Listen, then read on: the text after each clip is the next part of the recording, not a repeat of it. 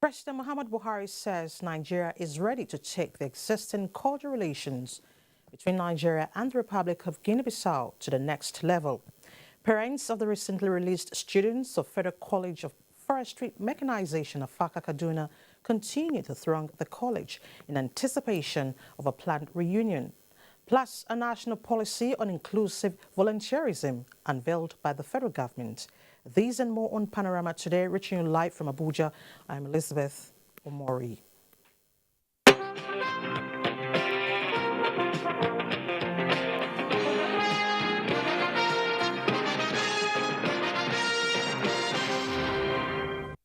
Thanks for staying with us. In the course of the bulletin, we will be joining Chinenya Nwoye in Enugu for the continuation of Panorama, but let's take some stories before that. President Muhammadu Buhari says Nigeria is ready to push higher the existing cordial relations between Nigeria and the Republic of Guinea-Bissau so as to align them with the strategic and economic priorities of the two countries. The president stated this Thursday after receiving in audience his Guinea-Bissau counterpart, Umara Sissoko Embalo. State House correspondent Adamu Sambo has details. This is the seventh time President Umaru Sissoko Embalo is coming to Nigeria since coming to power in January last year. President Muhammadu Buhari described the relationship between the two countries as well as their leaders as robust and stable. He commended President Umaru Embalo, whom he described as a brother, true friend of Nigeria, and a visionary leader for his efforts at meeting the aspirations of his people. Nigeria played a significant role in stabilizing the political and security situation in Guinea-Bissau, which faced a serious threat of disintegration after disputed elections. For President Umaru Embalo, the government of Guinea-Bissau cannot thank Nigeria enough, saying the trajectory of bilateral relations points to a brighter future for the two countries and the entire West African sub-region. All this support Nigeria and of course Baba for Guinea-Bissau to stabilize is why today I'm coming here to say Baba, thank you very much for supporting Guinea-Bissau. Today, a lot of people that forget about Guinea-Bissau because we don't have bad reputation all the time in Guinea-Bissau and the news. Thank you again, Baba. Thank you very much. Guinea-Bissau, which had been on the agenda of ECOWAS summits in the last 20 years, is now on the path to a prosperous future. And as President Embalo says, this is the best moment to visit and say thank you to the Nigerian leader. From the State House, Adamu Sambo, NTA News. And still from the presidency, President Muhammadu Buhari has unveiled two national policies formulated by the Ministry of Communications and Digital Economy in furtherance of his administration's efforts at effectively securing the country, enhancing economic development and fighting corruption. Then a national policy for the promotion of indigenous contents in Nigeria's telecommunications sector, as well as the revised national identity policy for SIM card registration. State House correspondent Adamu Sambo once again reports. The national policy for the promotion of indigenous content in the ICT sector is aimed at ensuring that Nigerians become active participants in various sectors of the economy. This, President Buhari said, is in line with the mandate given to the Ministry of Communications and Digital Economy to collaborate more effectively with the private sector towards creating a large number of well-paying jobs for Nigerians in furtherance of efforts at lifting 100 million out of poverty in 10 years. As a country, our desire to produce what we eat and consume what we produce is not limited to the literal meaning. Rather, we want to work towards being self-sufficient in every sector of the economy. For the telecom sector, we want Nigerians to play a major role in the design and manufacture of devices, in meeting the manpower requirements, and in becoming an active part of the telecommunication ecosystem of the country. The revised National Digital Identity Policy for SIM card registration, on the other hand, will support government's genuine efforts at enhancing national security and stability for sustainable economic development. The president, who described NIN as the foundational digital ID for the country, said attempts made in the past to promote its usage were futile due to a number of reasons, including sabotage. We are fully committed to the safety of Nigerians, and linking the SIM to national identification number will significantly enhance security. This is an incredible achievement. I'm very, very pleased with that. We'll be able to identify people, including the crooks. Yeah. Our goal is to make sure technology provides a platform for improving service delivery in the country and does not become a tool for fighting crimes. Consequently, the Minister of Communications and Digital Economy, Dr. Isa Ali Ibrahim Pantami, has again been directed by the President to ensure that no SIM card is allowed to access Nigeria's telecommunications network unless attached to the national identification number. He also directed the minister to coordinate the implementation of both national policies and urge all stakeholders to ensure compliance. The minister, Dr. Isa Ali Pantami, had earlier told participants that the two national policies, which he described as robust, are products of effective collaboration and cooperation with critical stakeholders from both private and public sectors, including security agencies. Some of the initiatives we have introduced recently are being copied by other African countries, and they are always making reference to our modest innovation and also trying to emulate what we have been doing. When it comes to national identification number, within 6 months we were able to achieve over 12 million citizens who have enrolled in the database.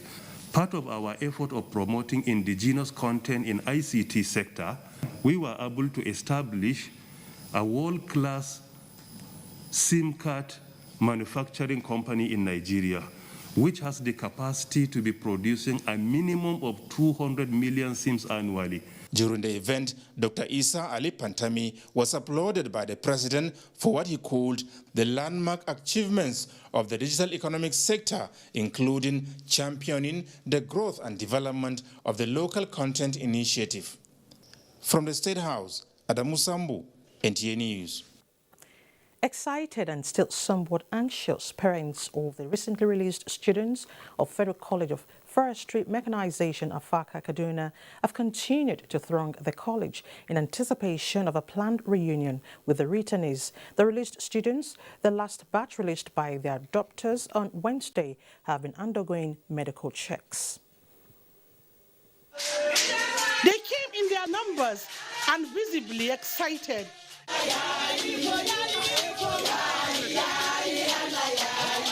Their shock and trauma since the abduction of the students for about 2 months now, they say, is better imagined. I feel so happy, so excited, and I thank God for everything. The students are still receiving medical attention at a police facility.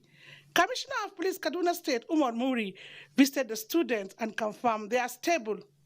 You know, we have 20 females and 7 males. And I can tell you without mincing words that most of them are stable, but the doctors are still working on them.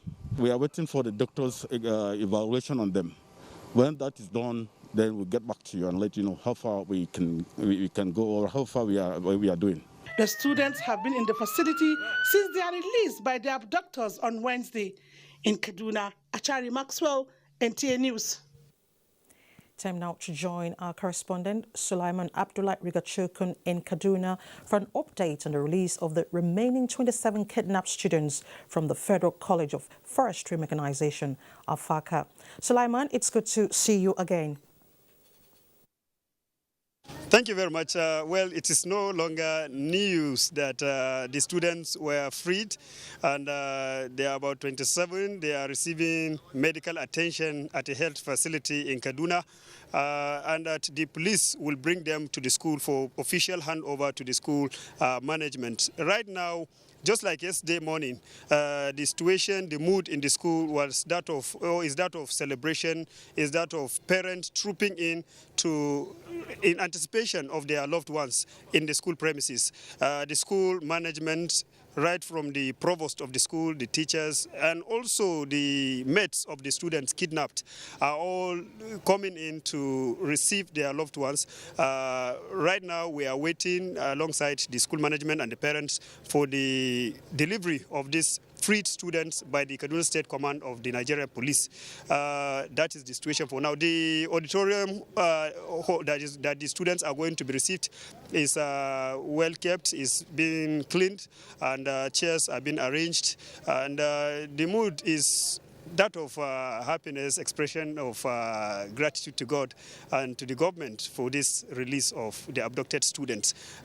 Standing with me, some of the parents who are going to speak with us on their experience when during the when their children were still in abduction, and how they feel now that they are freed. We have Mr. Gajere to share his thought with us. Good morning, sir. Good afternoon, sir. Good afternoon. How are you? Fine. Tell us how the experience was, having your son being kidnapped by bandits. When I lose my mind. I have no contact with anybody because these previous days that I miss talking with her. It's a little bit challenge to me.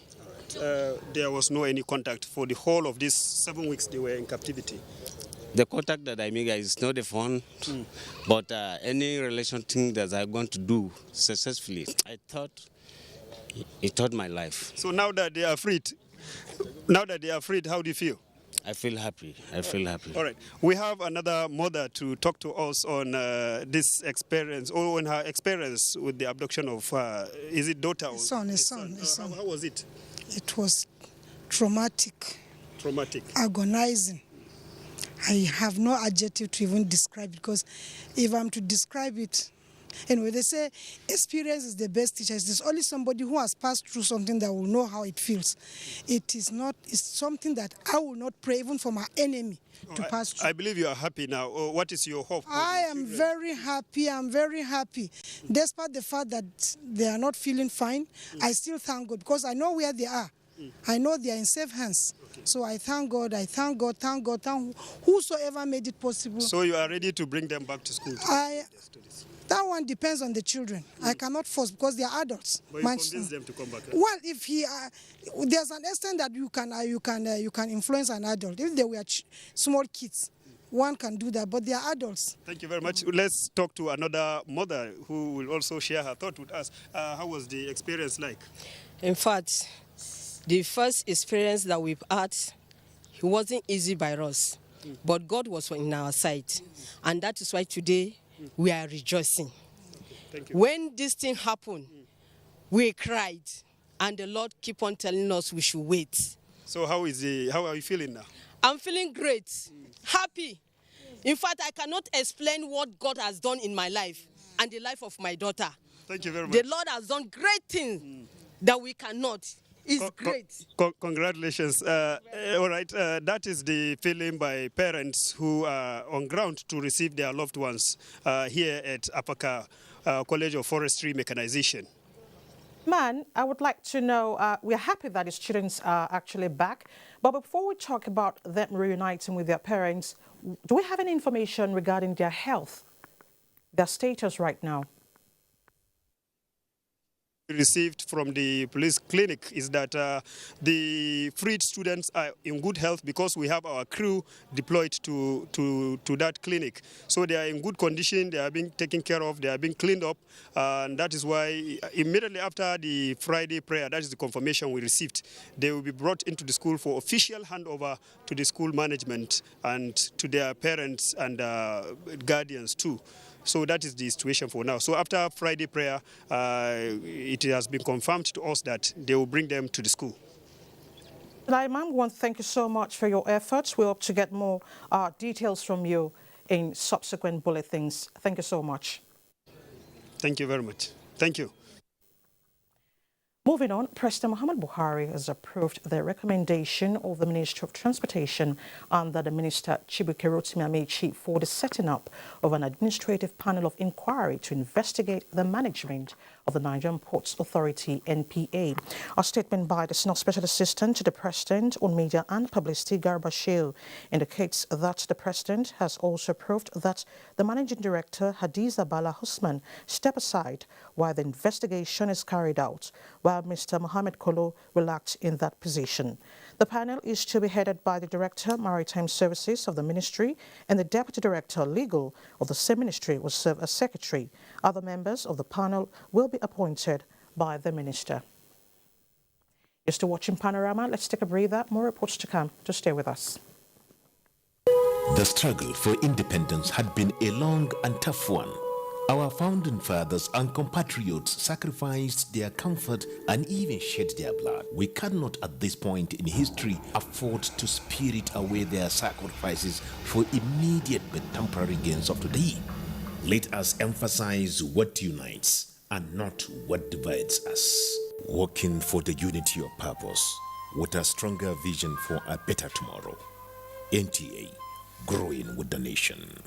Together, no matter where you come from, no matter your religion, we are one. Let's live together. Let's stop fighting each other. Let us live as one. It doesn't matter where you come from, your tribe or religion, man, woman or child. It doesn't matter who you are. Put Nigeria first. No matter where you come from, no matter your religion, we are one. Let's live together. How can we develop when we're always in crisis? Families have become refugees in their country. No matter our differences, show some understanding. No matter where you come from, no matter your religion, we are one. Let's live together. The counsel of our fathers. I will urge and advise our younger generation to use talent and brain to sort out problems, not arms. Nigerian youths, let's build our nation. My advice to these young people is please do not take us back to those harrowing days. You probably do not know what it is. I believe we have fought one civil war too many in this country. So those who experience it will run away from it. Nigerian youths, let's build our nation together.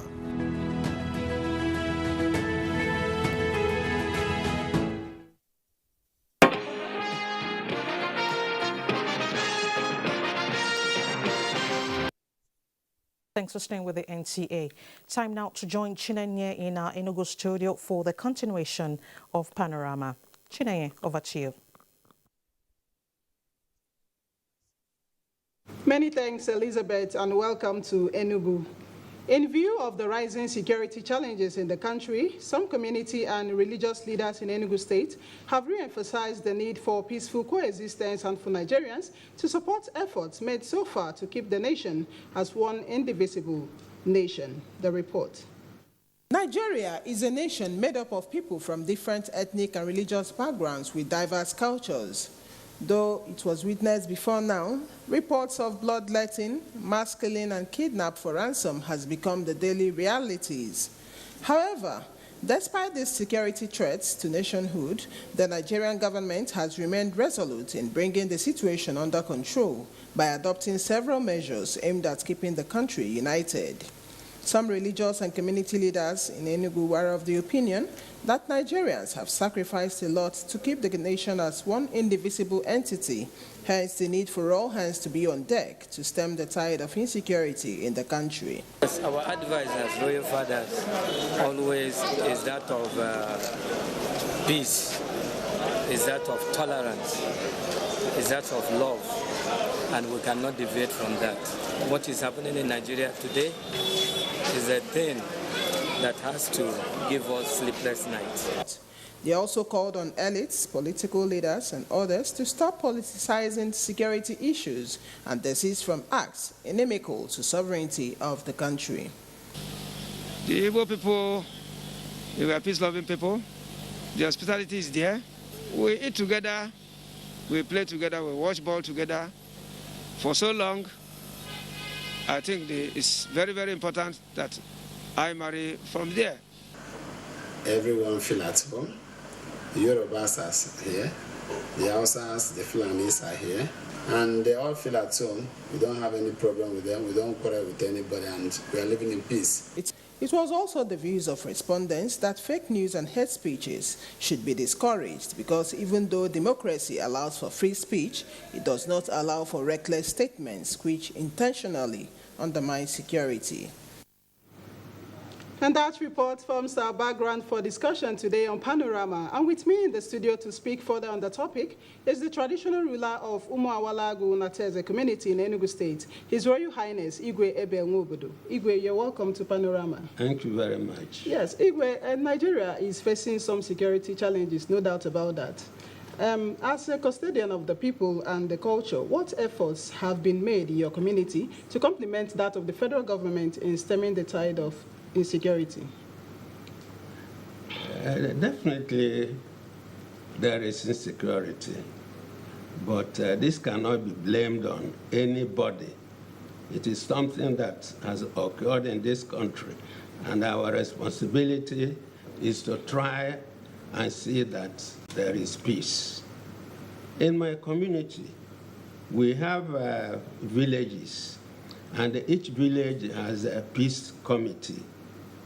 And then there is also peace committee in my palace. That is the traditional rulers executive committee. If there is any problem, it is first handled in the village, and if there is need, it is then transferred to my palace for the Igwe's cabinet to handle. In fact, we have the security organizations already established by government, the forest guard, the neighborhood, and we also have peace committees in the various villages, and then a central committee under the traditional ruler. So we do everything to be in peace and also to cooperate with other communities around us. Talking about peace now, our forefathers have made a lot of sacrifices to keep this country as one united and indivisible nation. So what would you say to some people calling for the disintegration?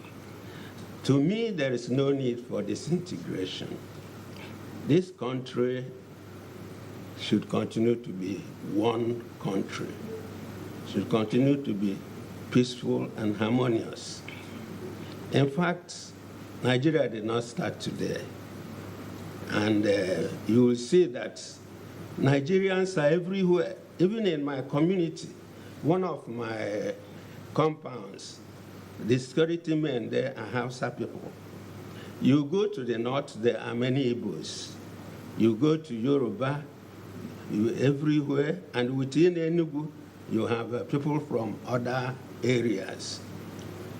The civil war we had was not pleasant. So there's no need for further wars. There's no need for disintegration.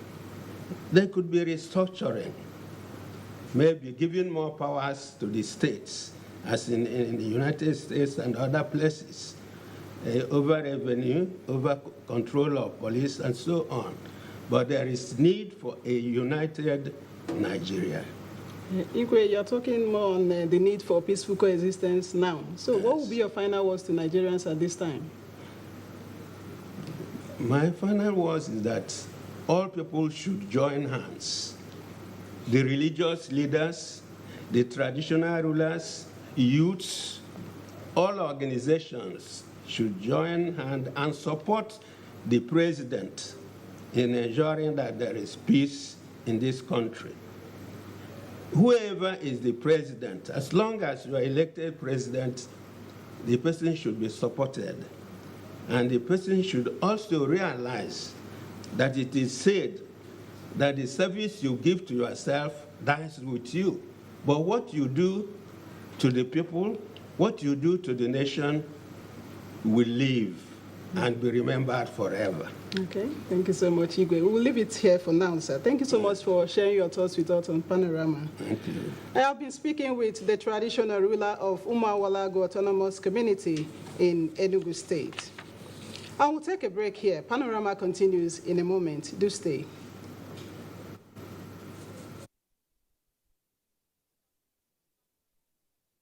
Enugu Network Center. We thank you so much for being a part of it. But do remember that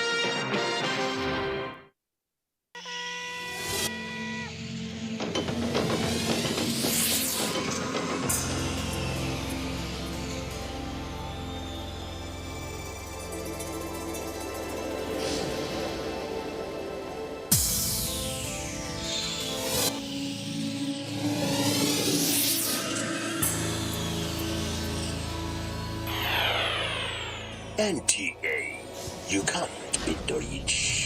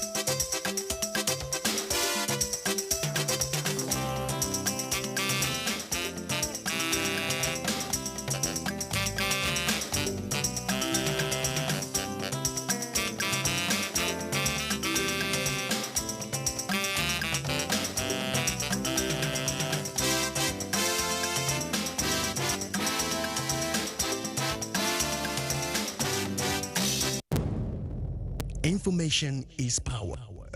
Everyone wants power. So feel powerful with the NTA News mobile app, the one-stop information center. Real news at your fingertip. Be the first to report by uploading first-hand information on the U-Report link, and be the first to know by simply clicking on any of the links on the sidebar for headlines, domestic and foreign news, economy, security, politics, sports, and more. Stream live on your smartphone and tablets and stay connected.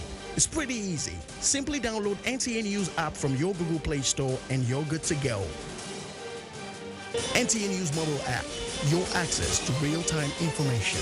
You can follow us on all our social media platforms: Facebook at NTA Network News, Instagram at NTA Network, Twitter at NTA News Now, YouTube at NTA News Online. Or visit www.nta.ng. For live streaming, visit www.nta.ng/live. Now, you can stay updated on the go, be it on your TV, iPhone, laptop, or iPad, or download the NTA mobile application from your Play Store or App Store. NTA, you can't beat the rich.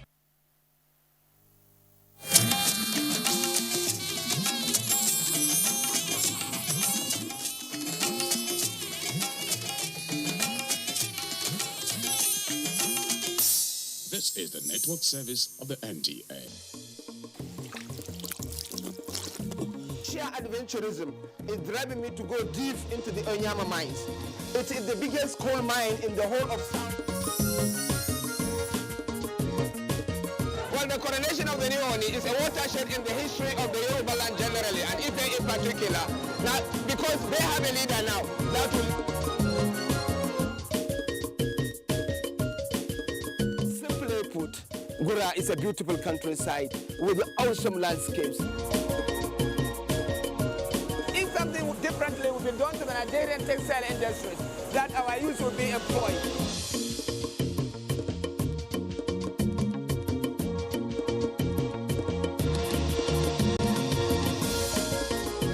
Many people that attend the church here can tell you, service in Holy Rosa is indeed.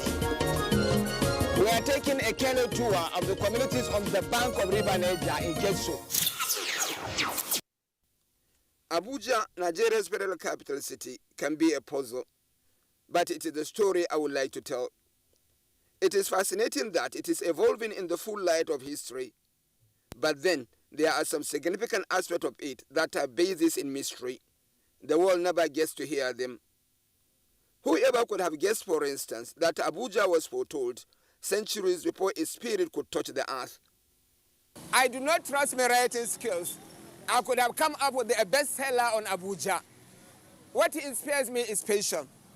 The territory which is now occupied by Abuja as a symbol of the Federal Capital Territory is a territory that was occupied at one point by different cultural and social systems. Those social systems may still exist. But then obviously the interplay of the new and the old has bring a lot of dislocations, and some heritages were lost. It is apt to say here that some heritages were at the crossroads too. There is an interesting story told by the Emir of Jua, Idris Musha, and it has relevance with the lost heritages faced by local communities following the life emerging in the FCT. I was working in Suleja Kogama as a health officer called Dugagari. So before Federal Capital Territory, most of these villages under Abuja, I knew them. And I'd go around with them as inspectors, health inspector. Being new development, because after working 15 years with Suleja local government, 1991, I transferred my service to Federal Capital Territory, where I belong, where my village falls. But still yet, my relations are still in Suleja.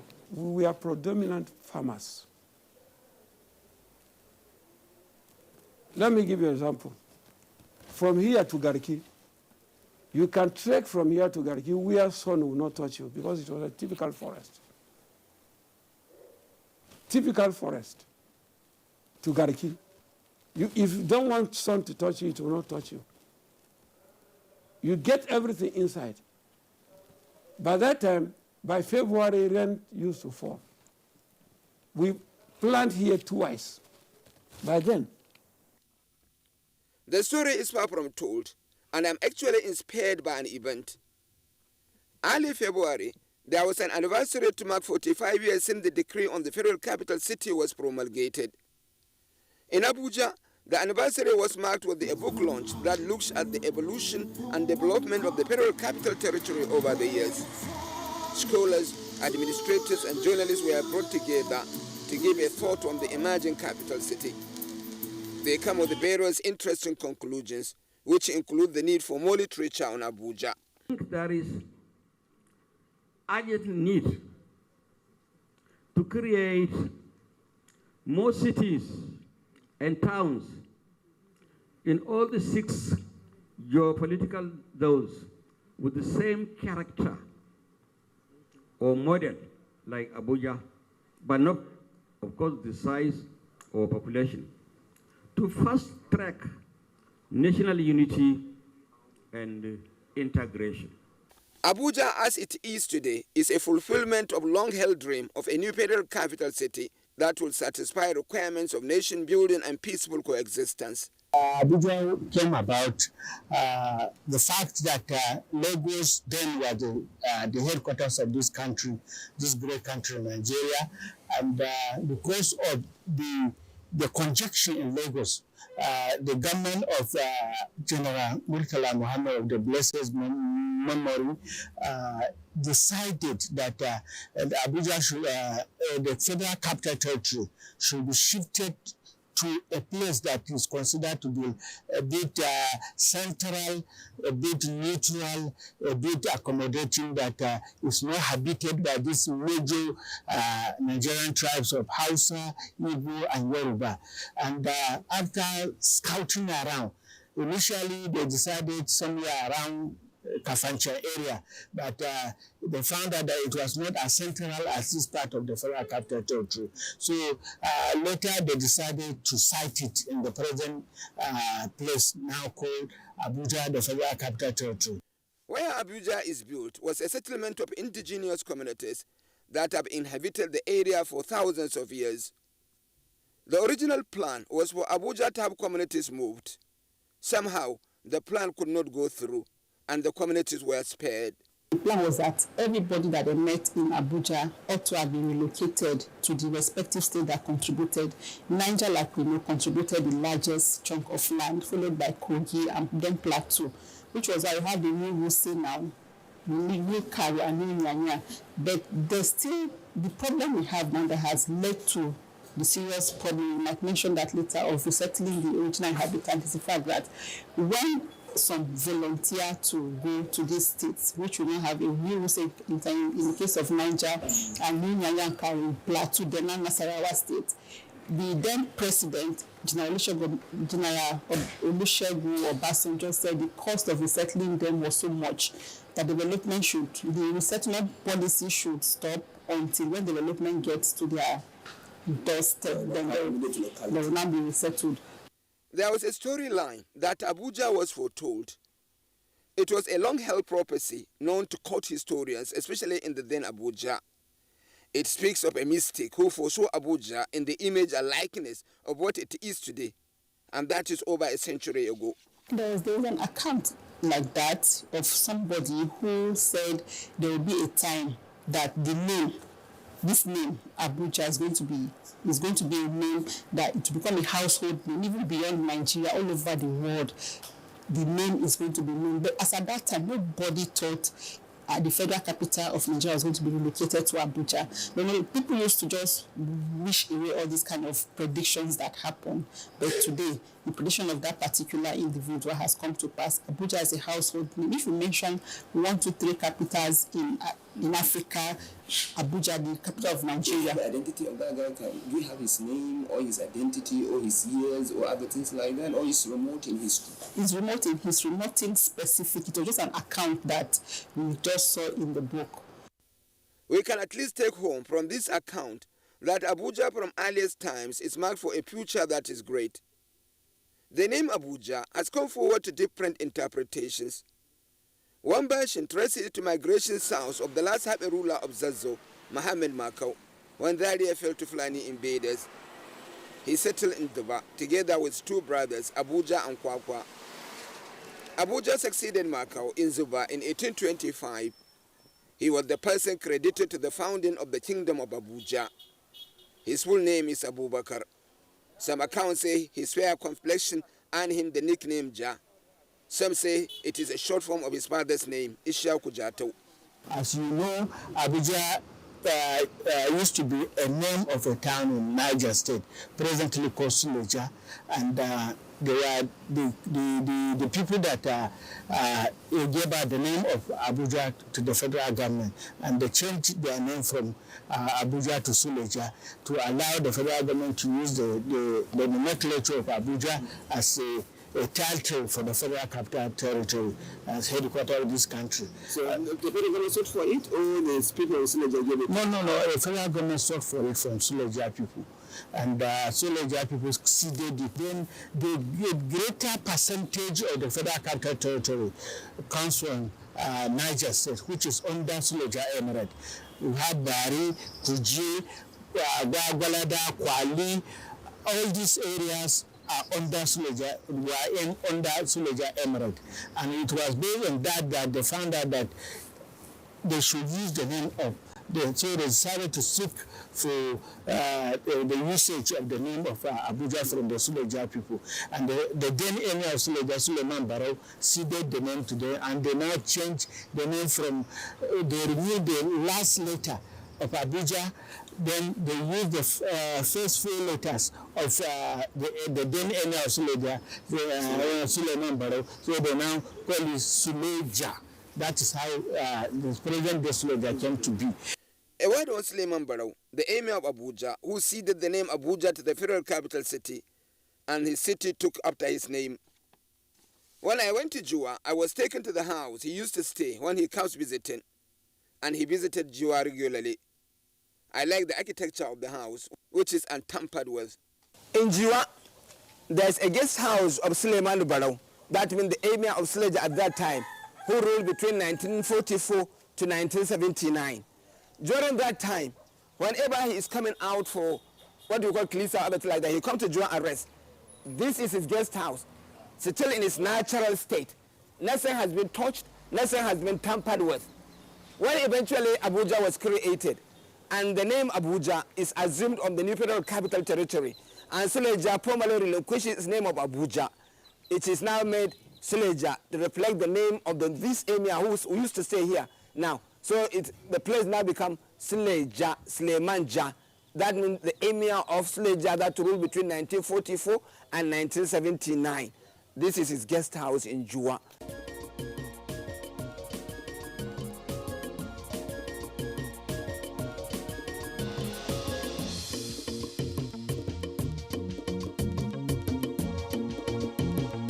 Well, after his demise, some minor renovations were carried, and the staff of our secondary schools are now accommodated in this place.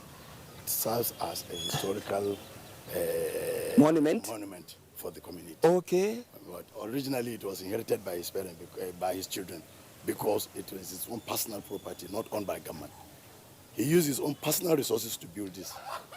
Obviously, so he comes and he stays and he goes. Stays here, and when he is due to go, he So what has made his relationship with the Jua? Is it the Jua under Abuja? That was when the town was, the village was under Suleja Emirate. The visits of emirs of Abuja or now Suleja to communities under their emirate or beyond is a testament of the political relations that existed around Suleja or an Abuja before the federal capital.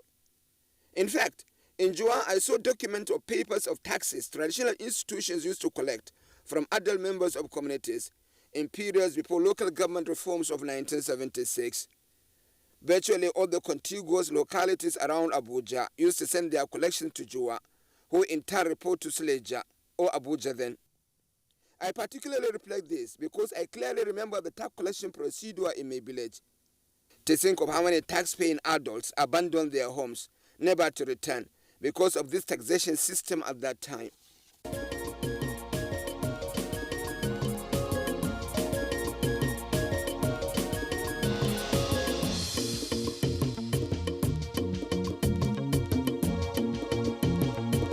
While still in Jua, let me say something about their emir, Idris Musha.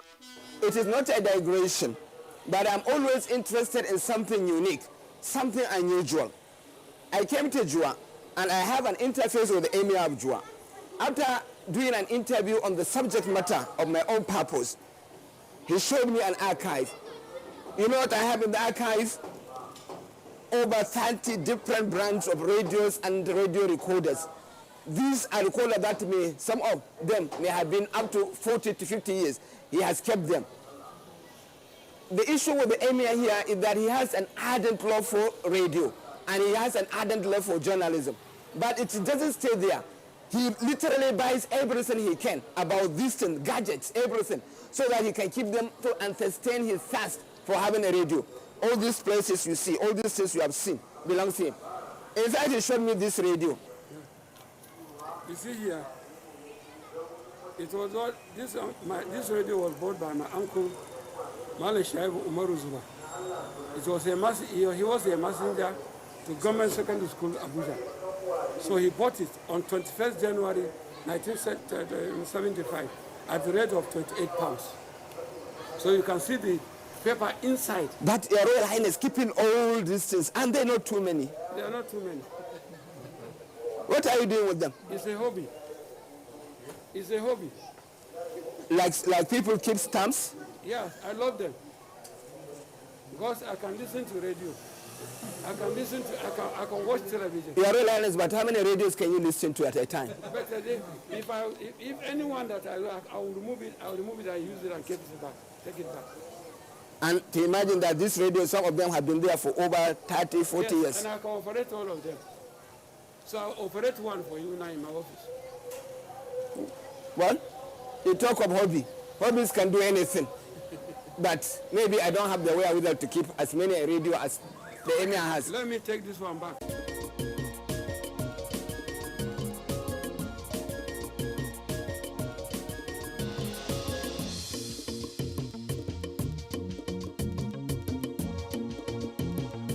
He also keeps that ancient gramophone that requires you change their pin regularly and have such big plates with the Decca or Polydor branded in them.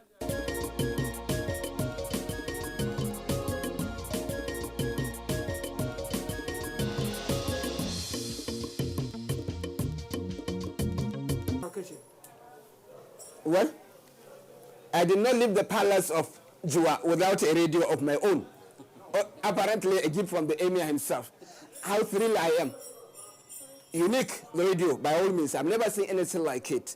And then it has about 6 facilities. I can record voice with it. I can put a memory on it so that it can play for me. Yes. There is a radio station. If a lot of things that you don't imagine radios can do, this one can do. And you know what? It is cute. Our subject is still the interplay of the old and new in Abuja, though.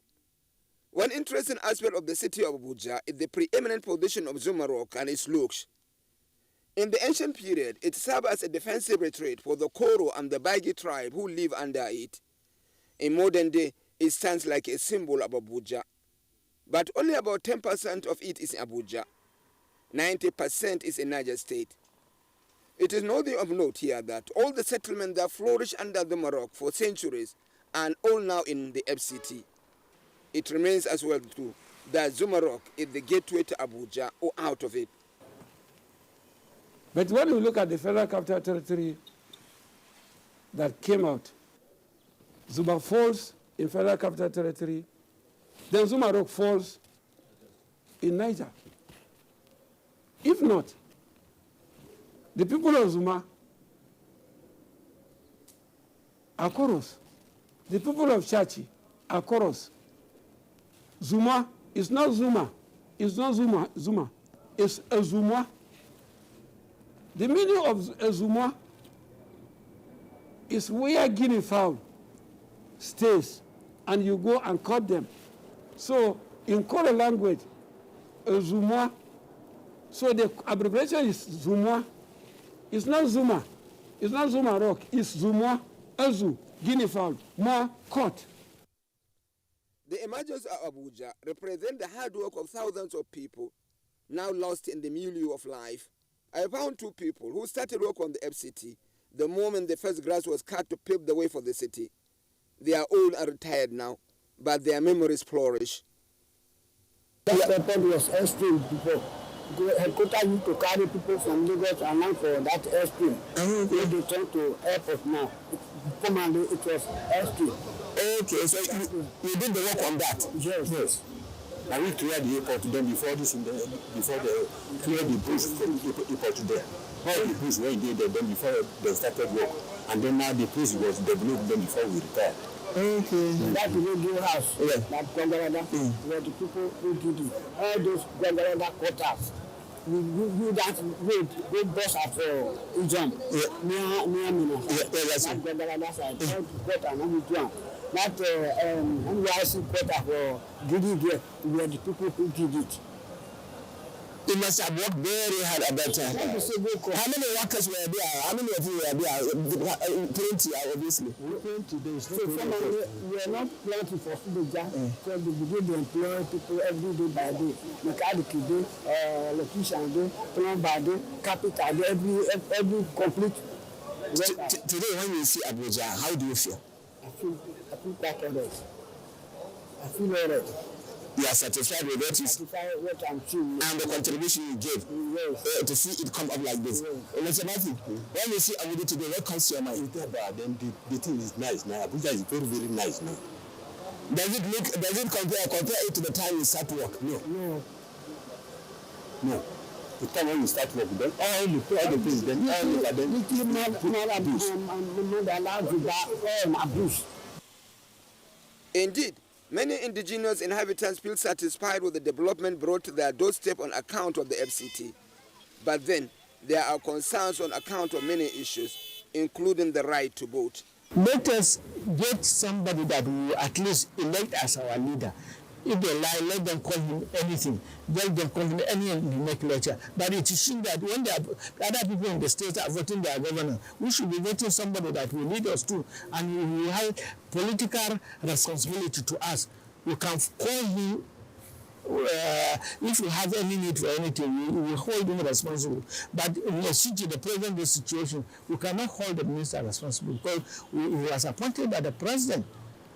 We cannot hold him responsible. We didn't elect him there. So we can't hold him responsible for any of his actions. The law which you said that all inhabitants should vacate the federal capital. But they changed the law. The same government. It was an administrative decision. And when they were changing this decision, they're supposed to change it to wholly change everything that affects the people that are residing here. There are concerns as well about the patterns of development of the FCT today. One of such concerns is the belief that most development programs are concentrated in the federal capital city only. This allows the capital city to drip into overpopulation and invite pressure on its infrastructure. I will tell you, based on planning, the development is going as it should be. The only challenge we're having is the fact that the population is going as fast and the pace that it should be. Yeah. But the challenge we are having is the fact that the population that we have now has outweighed the projections. Because as at today said, by as time the first phase is developed, we should have less than 3 million people occupying, which is the infrastructure that we have. And like I said earlier, the city is planned. We don't know where what should be. Bearing in mind number of people that should occupy those particular spaces. But today we have like almost 200% more of people occupying what the original number of population should be using. So we have our facilities, the infrastructures are overstretched. And again, what should have happened is the fact that the development should have been decentralized to other satellite towns. For example, some federal ministry shouldn't be in the city, in the center.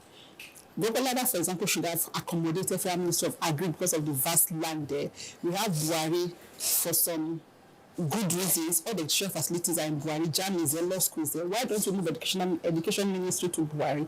If we have decentralized the development and focus more in the satellite town, we shouldn't have had this overstretched facility. So I could say that a lot has been done, but there's still room for improvement. Going forward, we should focus more on the satellite town. In all, there is a consensus that Abuja is living in line with this master plan, barring some human errors which can be addressed with the enforcement of compliance.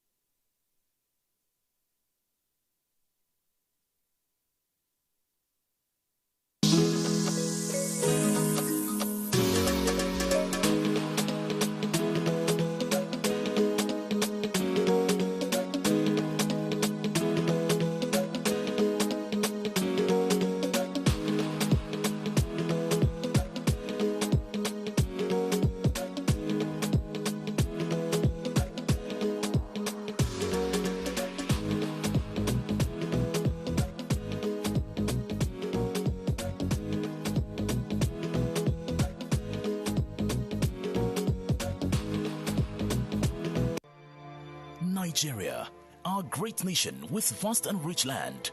Our people are strong and united. Our founding fathers, Sir Ahmadu Bello, Sir Abubakar Tafawa Balewa, Chief Obafemi Awolowo, Dr. Nnamdi Azikiwe, and a host of others bequeathed us a united, peaceful and prosperous Nigeria. Let us honor them by living in peace with one another. Let us eschew violence, ethnic profiling and religious bigotry. We must avoid hate speech and other forms of derogatory words against our fellow Nigerians. Let our differences in tribes, cultures, religions, or politics be the ingredients that make our unity palatable. Let us all join hands to fight our common enemies of insecurity, poverty, and unemployment. Nigeria is big enough for us all. Let's unite to make our country a great place for us all. This message is from Sir Ahmadu Bello Memorial Foundation in collaboration with Nigerian Television Authority, NTA.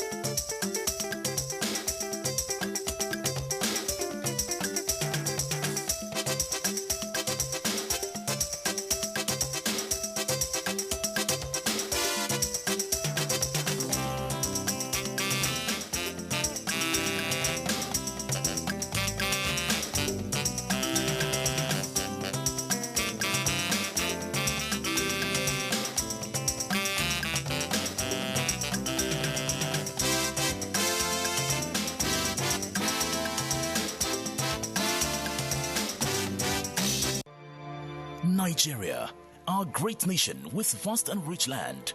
Our people are strong and united. Our founding fathers, Sir Ahmadu Bello, Sir Abubakar Tafawa Balewa, Chief Obafemi Awolowo, Dr. Nnamdi Azikiwe, and a host of others bequeathed us a united, peaceful and prosperous Nigeria. Let us honor them by living in peace with one another. Let us eschew violence, ethnic profiling and religious bigotry.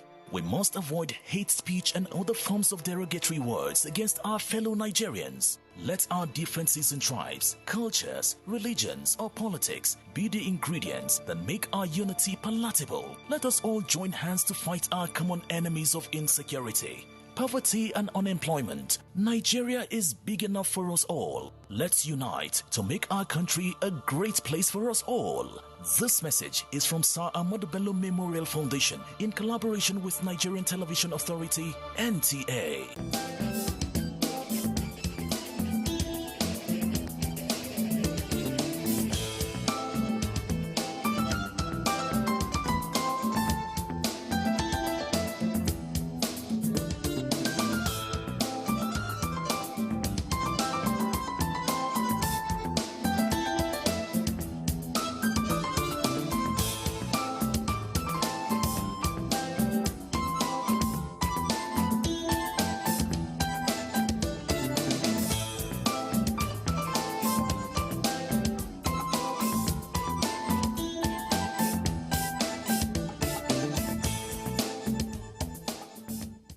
Hi and welcome to yet another edition of Conversations. My name is Diva Mom, and today we'll be talking about something that nowadays even men tend to take an interest in, which is weight management. If you notice, we didn't say weight loss, particularly we said weight management. How do you manage your weight? What is ideal? What is proper? What is attractive? We'll be taking a look at a whole range of issues surrounding weight management. And of course, I'm not alone. In typical tradition on Conversations, I'll be conversating with two other beautiful ladies. One person is almost always behind the scenes, so today she has chosen to join us on set. Yes, because I love the topic. You know, I love all the topics, but this one, I have a particular thing about it, weight management. And I know why you chose weight management, because while I'm trying to lose, you're trying to gain. Oh, yeah. Oh, yeah. That's something that most people never think about. Yeah. All right, my name is Elizabeth, and I'm glad to be here. Hi, I'm Nike, and the topic really is, it's something that most women can relate to. You're either on this side of the divide or the other side, so I'm keen to learn something new today. Yeah. So it promises to be an engaging one, and we're hoping that you'll stick with us right through to the end. But before we go to our conversation, let's take this piece where we'll be having a look at dietary trends.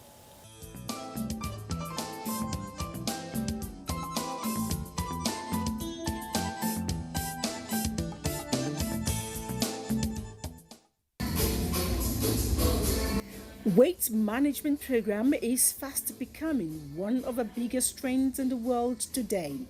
It cuts across all gender and perhaps most age categories. Some go into it to gain weight, most others to lose weight and look trendy. Not a bad pursuit, but do you know that your weight is subject to a simple mathematics of calories? Yes, when your input is higher than your output, automatically there is a reserve stored up as fat in the body. It is even more when one advances in age as the body metabolism slows down. Little wonder lots of diet plans have evolved, all geared to aid Weight Watchers, from the keto to the military, the hallelujah, the vegan, and the noon. The list is endless. The question is, how well can you trust these diet plans? The answer lies in your doctor's room. Consult the expert always before embarking on any diet or weight management program, as our bodies differ and have different specifications. But, truth be told, to remain fit and trendy, you must stay active and feed on balanced diet always.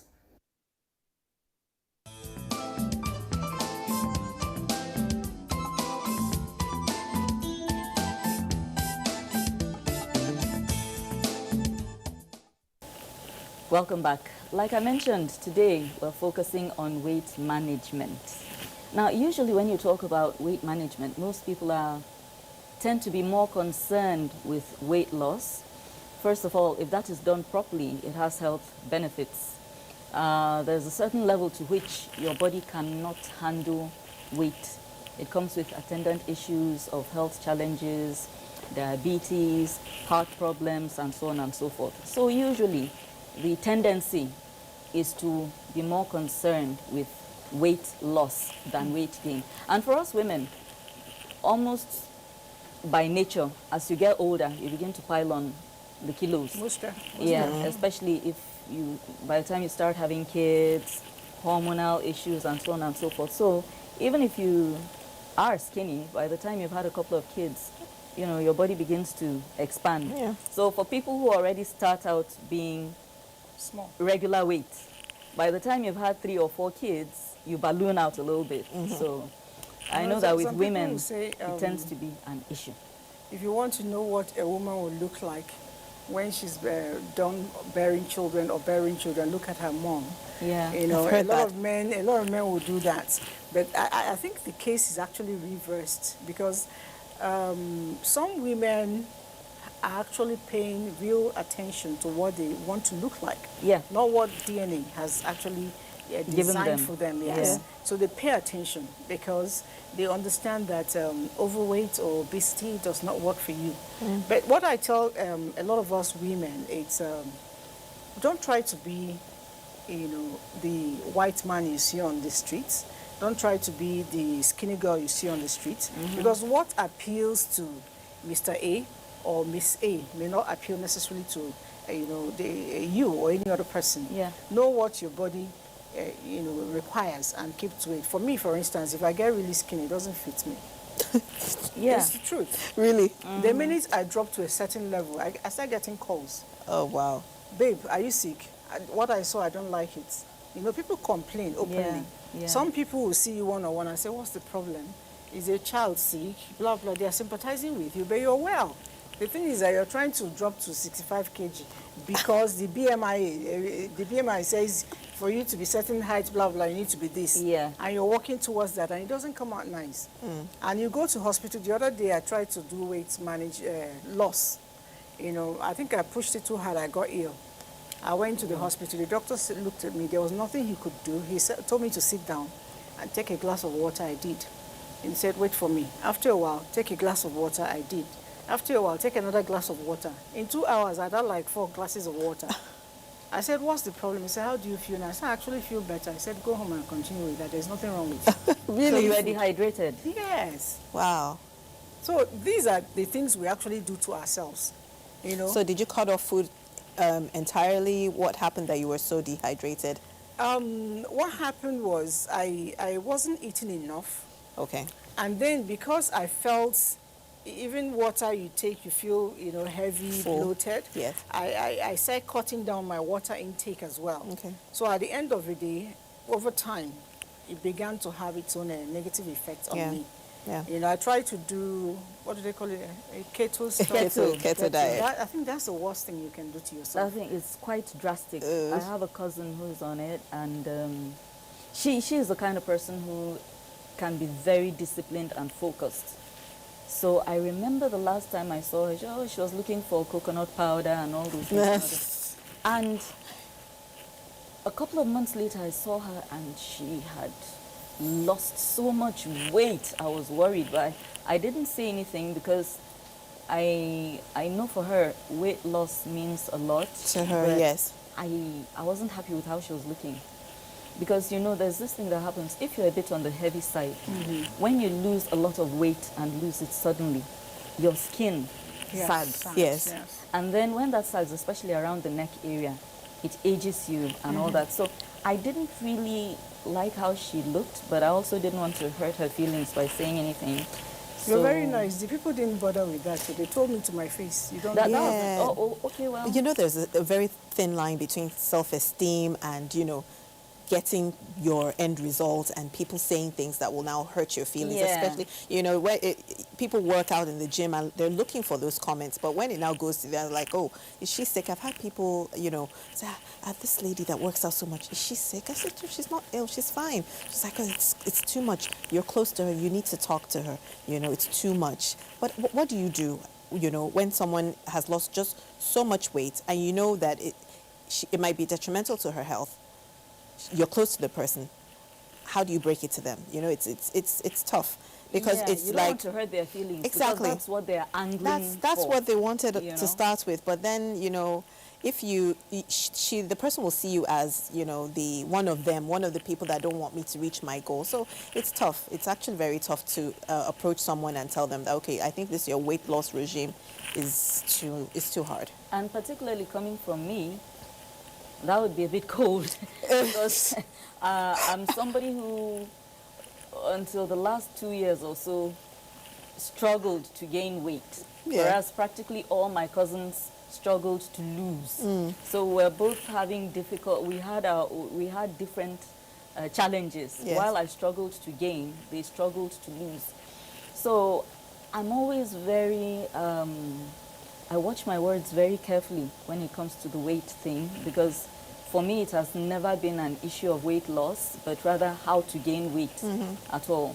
So when I see them struggling and everything, and then maybe one or two of them mention to me that they're receiving cruel comments from their husbands or things like that, because he says I look like a balloon and all this and all this, and then they manage and get to a point where they've been starving themselves of all the delicious things they like to eat. Delicious. They've been running an exercise regime that they would rather stay at home and watch TV and things like that, and then the first thing that pops out of your mouth is you look awful. But my take here is I don't think that people should work out based on what people are saying. It's not as if people's thoughts don't matter, especially your spouse. You want to be appreciated, whether man or woman. Yeah. But your motive for working out should not be to please a man or to please a woman. That's the thing. For me, I think your weight management program, be it dieting or gym, should be a habit, to improve your health. How do you feel? Do you need to go and do those cross-country running? When you do it at 40, 45, how does your knee feel? Yeah. If it feels bad, then stop it and do something that is, friendly with your bones. With your bones, You know, do you need to go into keto diets or those fatty diets? How does your liver convert that eventually? To energy. You find yourself losing a lot of energy because you're overworking your body organs. At the end of the day, you're doing this thing to make a man happy. And the stupid thing, for a lot of us women, we go out there, follow a strict diet, work out 2 hours a day, and the man you're training yourself for is looking obese with one big belly. Yes, yes, but you have to admit that men are very visual beings. It's about it's the way you look, that's the attraction for them. So, when he says you're looking a bit big or that top looks tight on you, you're beating yourself up like, I need to do something, I need to do something, I need to do something. And for some women who are watching, it's hard. Yeah.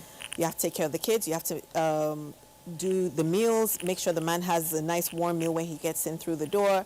Keep the house clean. Keep the house clean. Meanwhile, you're supposed to be slicing cucumbers and eating to yourself, but there is, his amala and ewedu soup, and there's a little bit left over. Chances are you want to go there. I've been there and I've done that. I remember when you lost so much, I didn't have to complain. I know. For me, any day, anytime, I still believe you should look good for yourself, not for anybody. I agree. But then it comes even better if the person you call, paramount person in your life begins to say, oh, you look good.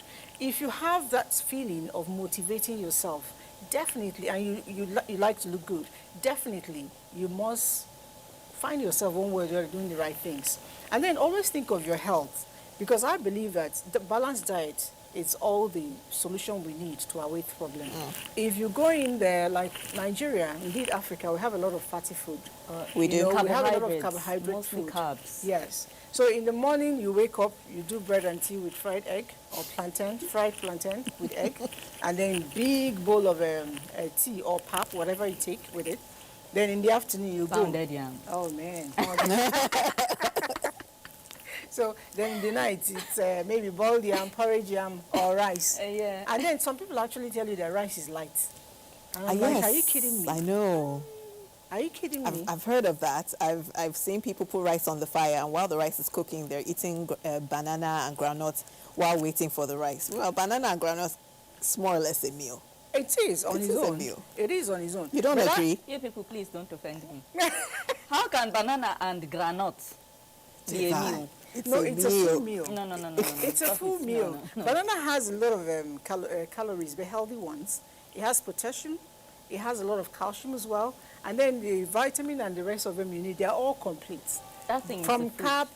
I agree with you, but you know how you have one handful of granules, then the second one, then the third one, and you're still waiting for the rice. Yes. Really? The meal is done already. The meal is done. I'm sorry, maybe it's in my mind, but anything that did not pass on the fire is not food. At best, it's an appetizer. No, seriously, at best, it's an appetizer. It's a fruit. Fruit is not food. You know, it's something you nibble on while you're waiting for food. You know, I'm this kind of person who cannot take bread and tea and then say I've had breakfast. What? Are you kidding me? It's not happening. So what does breakfast? The full 9 yards. Like? Yam, chips, plantain, rice maybe. Yeah, I mean, like, seriously. I cannot take bread and tea and then say I've had breakfast. No, it didn't happen. Wow. Well, like we said when we started, she's looking for weight. No. It's not because I'm trying to. It's not because I'm trying to gain weight. But it's not just like the I way. took huge quantities. Okay. But I literally can't take bread and tea and said I've had a meal. Okay. I can't. So I'm sure happen. living with someone who skips breakfast will be a complete. My dad used to skip breakfast. Incidentally, I was the kind of person who'd take a cup of tea and leave the house. And then move. Yeah, with his 2 cubes and just leave the house. But to me, that's not food. Yeah. That's like, okay. So he didn't skip breakfast. He had breakfast. What are your just thoughts as light. For me, I think skipping? it depends on the job you do. Okay. Our job is not very physical. So if my job is not very physical, I'm not a bricklayer. I'm not a farmer. Why do I need to go and do like 4 slices of bread in the morning and a cup of tea? You know, 1 boiled egg, a cup of coffee, and possibly, if it's on a day, maybe I'm really hungry, I can do a little bit of maybe a slice of bread. No. With that's I'm good also breakfast this for me. person As a minimalist breakfast. I'm also No, but this that's person. good. That's good. Your work is more of a brain thing. I remember when you sit down for too long, you pile in those fats, you pile in those carbs. It actually, especially when you're gone past like 35, you know, it gathers around here. Your midsection. Yes. Yeah. Now, I'm still that person also who doesn't believe pepper soup is food. What? No. if it's not like food with oil in it and, like rice and stew, jollof rice, fried rice, any swallow, soup and things. If it's not that, for me, it's not really food. Oh, you are so Nigerian. Yes. I cannot eat a salad and say I had a meal. Devon has always wanted to add weight, so we can excuse you. No, I've been like that even when I never had any weight. But you know something, people. When I mentioned you, I was talking with somebody. I said when I work out, everybody in the house join me. You know, even the one that is almost like toothpick. She works out with me because I think the best way of cultivating good weight management is making it a habit. Yeah. The minute you begin to think, okay, when I start adding weight, I start working out. The best thing, you can actually exercise to gain weight. It's possible. You can exercise to gain weight. You know, it depends on what you do. That's after. A new one. No, you can't exercise to gain. There are some exercises you will do to open up, your muscles, to take in more food. I'm just hearing this. Yeah, it does happen. There are times people who don't have appetite. You do a little bit of those exercises, your intestine opens up, and you find you can actually take more. Me, for instance, if I don't have appetite in the morning, if I hit my treadmill for 1 hour, I get hungry.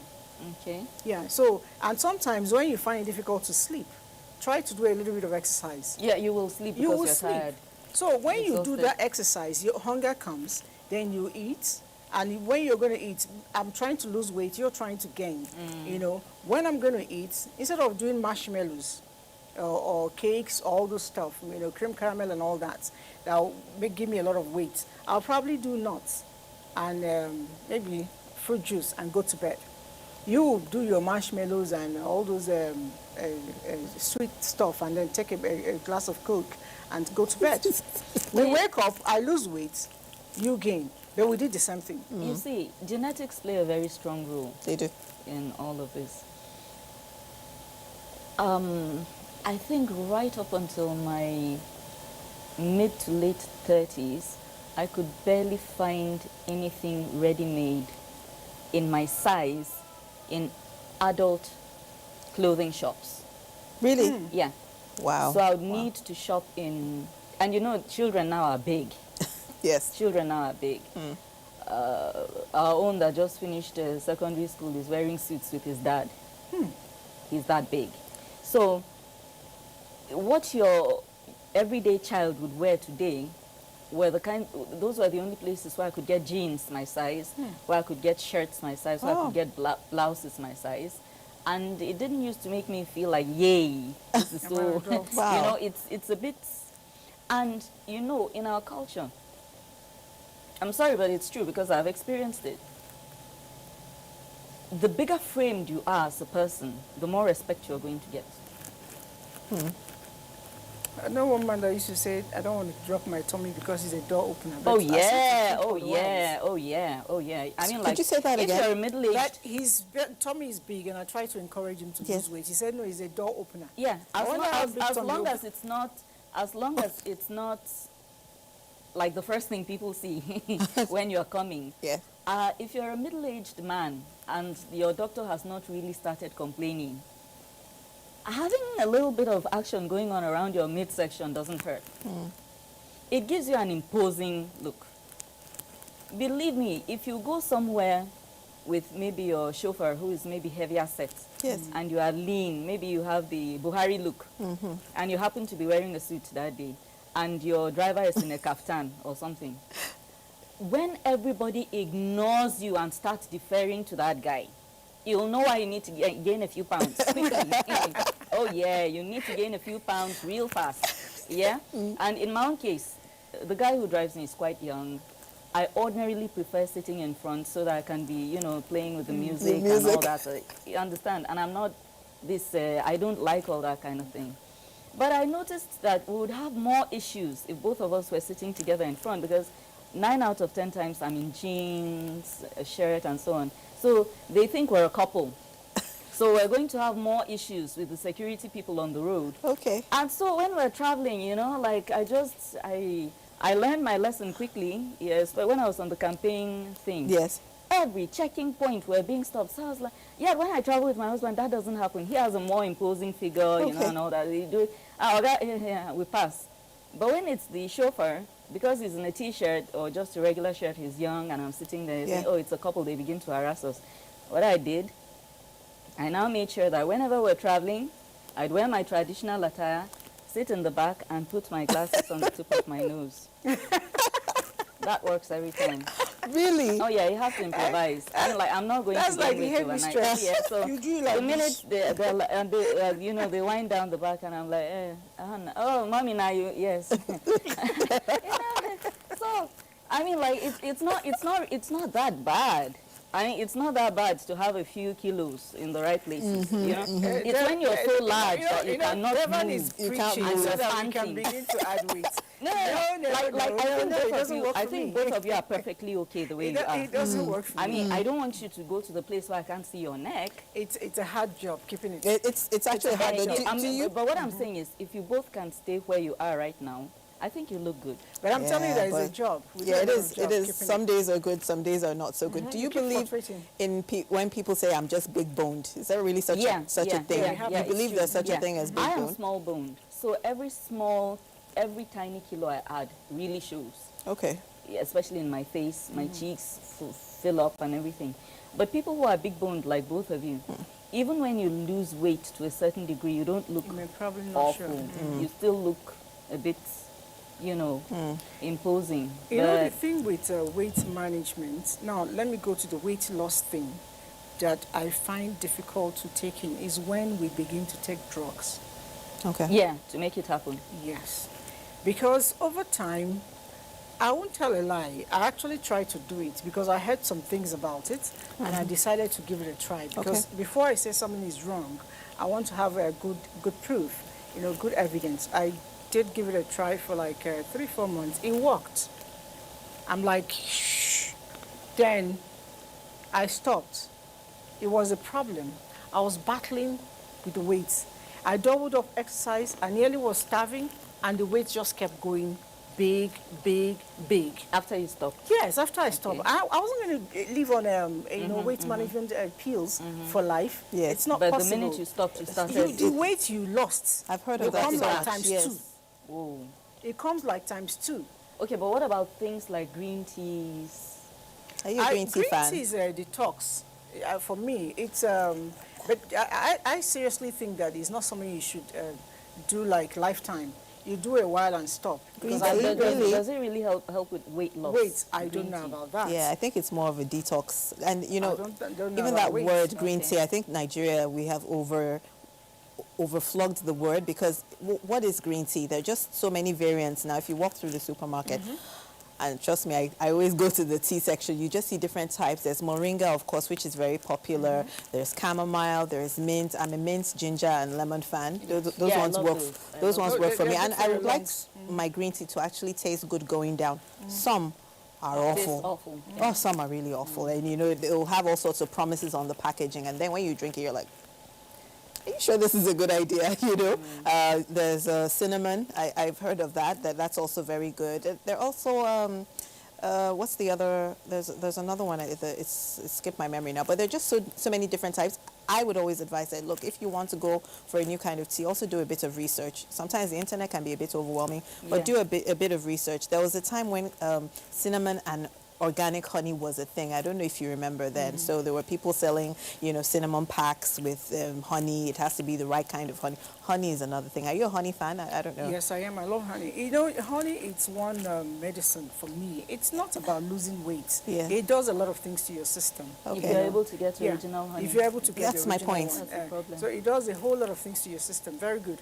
Even the cinnamon. For me, it's not about the weight loss that you take those things. And I seriously do not think they can actually make you lose weight. If you like, sit down and finish all these biscuits, marshmallows, sweets, and then gulp like 10 cups of ginger and lemon, green tea and lemon. tea. It just doesn't do anything. What works, the weight we gain or lose is the arithmetics. How much do you put inside? How much do you burn out? You remember I said earlier that our jobs are not the kind of job that we go climb trees and tap palm wine, or climb upstairs like 10 times a day, or do bricklaying, or do farming. So if in the morning, what is your calorie intake like? Study what you eat. The bowl of rice we eat, how many calories are in a cup of rice when it's boiled? And it's the calories that cause the weight gain, right? The So more calories, if the in the more. morning, if in the morning I take 1,000 calories, in the afternoon, Which you're not going to burn off with any hard work. In the morning, I take it, I come back and sit down in the office and sign papers. Yes. In the afternoon, I do good pounded yam or amala or fufu, whatever.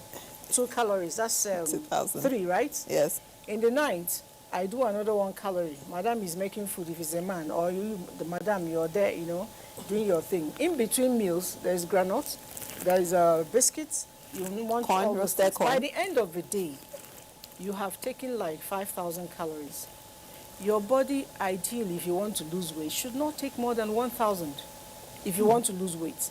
If you want to maintain, ordinarily should not be more than 2,000, you know.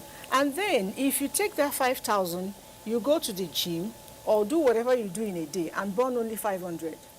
You have a deficit that is waiting to explode. That's for some people.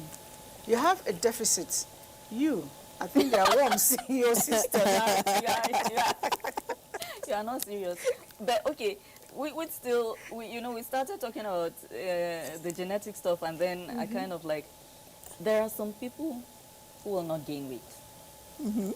They just will not gain weight. Now, I don't know if it's that they naturally have poor eating habits. Okay. A lot of them do. Okay, maybe a lot of them do. But then again, because if you judge with yourself, I knew when you were quite featherweight. Yeah. But look at what you've been able to achieve so far. Even though it's not, you're just balanced the way you are. Yeah. You know, you eat right. You know, and probably at that time, I don't know, maybe you went into food, gulping that much. Well, when I've never been a foodie, right from childhood.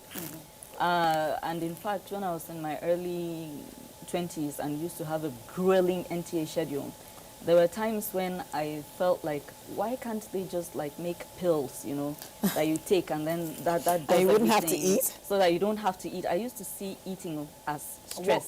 So if I'm going to be realistic, if I'm going to be honest, I didn't have good eating habits. Okay. I was never a foodie. Okay. But then again, my parents were both slender people. They were not big boned. Yeah. So you combine both. I mean, back then my schedule was so bad that in a day maybe I'd have an Indomie in the morning and maybe a Coke at night. I developed health issues too. I was almost always ill and all that. So yeah, I was not eating well. I wasn't eating properly and so on and so forth. Okay. That certainly played a role. Okay. And then I said genetically, my parents too are not A lot of times, like big people. A lot of times, people that are skinny, if you check it, they don't usually eat well or eat the right things. You know, the minute they start eating well, they probably may not be as robust as Elizabeth, you know, but they will definitely add weight. That's what I found out. True. Okay. You It's know, true. or even if they don't add. I have a child who, when she's not eating well, she, you know, practically goes real down. Then when she eats, because she has, by DNA, a slender body, she's more like her father. You know, she will full up. She'll fill out, She yeah. fleshens out, but she's not fat either. Okay. You know, so there are people who are like that. Okay, but back to this, your 1,000 calories a day plan. So are you, would you advocate for people that take because we talked about diet fads and diet trends. There are some diets that say, okay, intermittent fasting where you just drink morning and evening and then you have a proper meal during the day or you have a meal in the evening, and then there's another one called one meal a day. So how do I achieve 1,000 calories? That means I have to be cutting out either breakfast and lunch or have breakfast and not eating anything for the rest of the day. 1,000 calories is not much. No, you can actually achieve that. You want me to explain? Please do. In the morning, for instance, if you do, if you like cereals, there are cereals that are less of calories, like Weetabix. You know, if you take that, instead of going for full cream milk, you take skim milk. Or what they call almond milk, all those kind of milk, they have very little calories, 30 calories and all that. By the time you're done with your meal, you look at maybe a bowl of, just 2 bars of Weetabix, 1 boiled egg, and skim milk. By the time you get that done, you're filled up and you have a lot of fiber. And at the end of the day, you haven't done more than 300 for that breakfast. And your energy levels are good. Very good. Those things have a way of fueling you as the day goes on. Then the rest of the day, you continue to do water. Then in the afternoon, instead of going for pounded yam, you can do oats. Oats is less. Oats like oat flour. The oat flour, yes. Flour. And then instead of going for the popular egusi soup, you do veg. It's less. By the time you look at your food for afternoon, it's between 400 to 500. That's like 800. Okay. You know, by dinner time, you take a cucumber. boiled egg. Cucumber. I didn't say boiled egg. By dinner time, you can do yam. You know, really? Yes, you can do. Like I tell people, I eat everything, but I do a lot of portion control. Yeah. I don't watch all those things because I want to eat what I want to eat, but then little quantity. If I get my yam, I don't know, a cup of yam is about 177 calories. Okay. But instead of doing a full cup, I can do like half of it. That way I can still add my chicken, but without skin, and add my veg. Then if I make my yam porridge, it's going to be a lot of water. The porridge will be there plenty with vegetable. So I can still do that yam, fill up. But what I've taken mostly is the vegetable, the fish, the chicken, which will still give me less of the yam. You know, it's like when I was having my children, my mom will come and brew that yam pepper soup thing. I love that thing. It's awesome. It's really awesome. Especially when the weather is cold. Boil it in the morning and you drink it. Your life is good. It's actually very good for the skin too. Yeah. Okay. So they make that stuff, and the women in the villages will make you eat lots of that yam. It's not a bad idea if you want to, but then if you're trying to lose weight, and you know when you have a baby, the weight is actually very enormous. The best thing to do is take a lot of the water, take a lot of the fish that comes with it. It will help you lose weight, those local spices. Then the yam, usually in the morning I'll do 1 piece. In the afternoon I could do like 2 pieces of the yam. You know, that way I don't get to pile up a lot of calories. Okay. You know, and then keep battling with the weight. Okay. You can actually achieve it. Okay. But sometimes you could do maybe 101, and then if it's the day you want to really work out, there are times I go out there and do like 10,000 calories, 10 kilometers. Yes. When I do that 10 kilometer Kilometers? run, yes, 10 Wow. kilometer run, I do that. I enjoy it. It's fun. Okay, now you have people watching Conversations right now, and they are, because you seem to be quite passionate about, weight management. Let's not say weight loss. I've been doing it But since I was 15. see, there you go. So there Since I are was ladies watching Conversations right now and are probably breastfeeding their kids and wondering, okay, so I would love to achieve this, but how do I even start? Number one, you need to believe in your capacity. And like I have always said, don't lose weight because you want to please your husband or your wife or your friend or anybody. Do it because you want to. I'll tell you how I started. I told you I started when I was 15. I was a small girl. I used to always be in the hospital. And I didn't have too much of weight because I was always sick, Where eventually I met a doctor who told me that it's wrong feeding, wrong timing, and wrong lifestyle. I wasn't really an outdoor person. So we had to change a lot of that. Since then till now, I don't take water unless I boil it, and I don't eat once it's 8 p.m. And whatever I eat, I must make sure I'm active for another 2 hours before I go to bed. Okay. When I know I'm not going to be active during the day, I eat less of starch and carbohydrate and fat and all that. I do more of vegetables and fruits. Because the truth is there is carbohydrates in your vegetable. The ordinary pumpkin, it has a lot of carbohydrates, but healthy ones. Or you do a lot of nuts. If you check my bag, I always carry, if it's not almond, cashew, and groundnut and all that. Those ones are very healthy calories. Okay. Then there are some very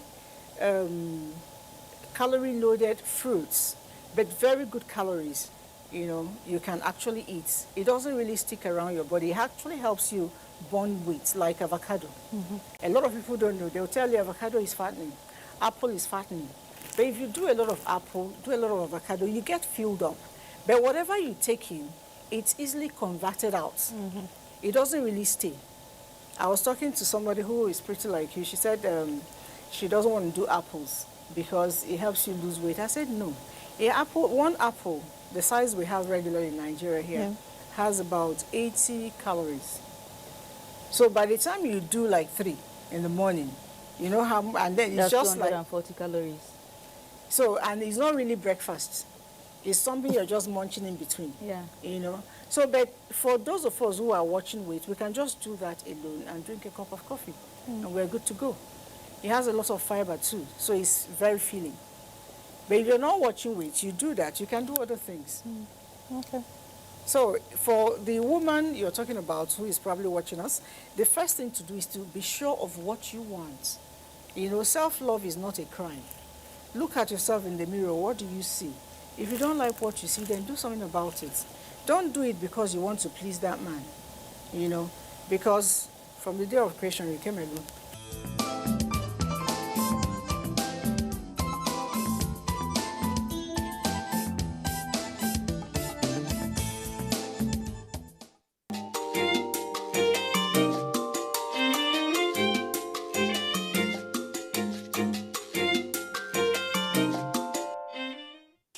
This is something I always try to maintain.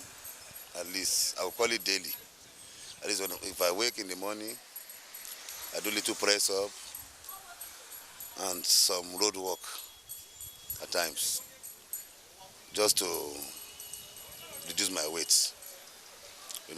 That is how I normally engage in trying to reduce my weight. I can't say I've really tried weight management, but if bodybuilding or just trying to exercise is weight management, yes I have. But if not, no, I've not. I exercise, but I normally do it when I was in school. So we normally do all these recreational activities. So we do exercise a lot to reduce our weights. So and other things, other activities. I will say it's a two-way question. I will say yes and at the same time say no. Yes, in the sense that I adhere strictly to a culture of discipline. I watch and manage what I eat.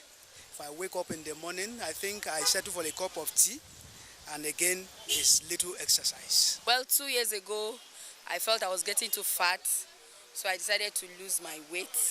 And what I did mainly was I went on smoothie. As I was taking only fruits, blended fruits, combination of different fruits, I blended them, I took, and I came down drastically. People were shouting, "Ah, what happened to you? What happened to you? Did you jog?" I didn't jog. But I know that when I started taking that thing, when I take one glass, I won't be hungry.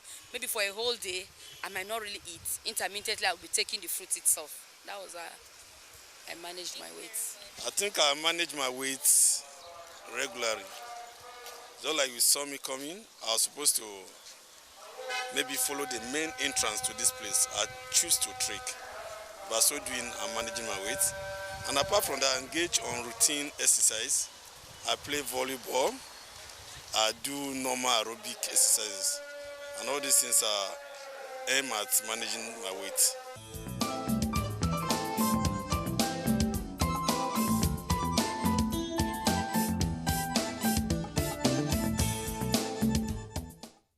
You know, I have this here, and my favorite app here is, my favorite app. See my favorite app. You can't imagine. This is my favorite app. What's this? It's a the step number counter. of steps walk. Yes. This is my health. I do that too. I haven't really been very busy today, but you can see that I've done like 2,228 calories. Yeah. And the day is still just beginning.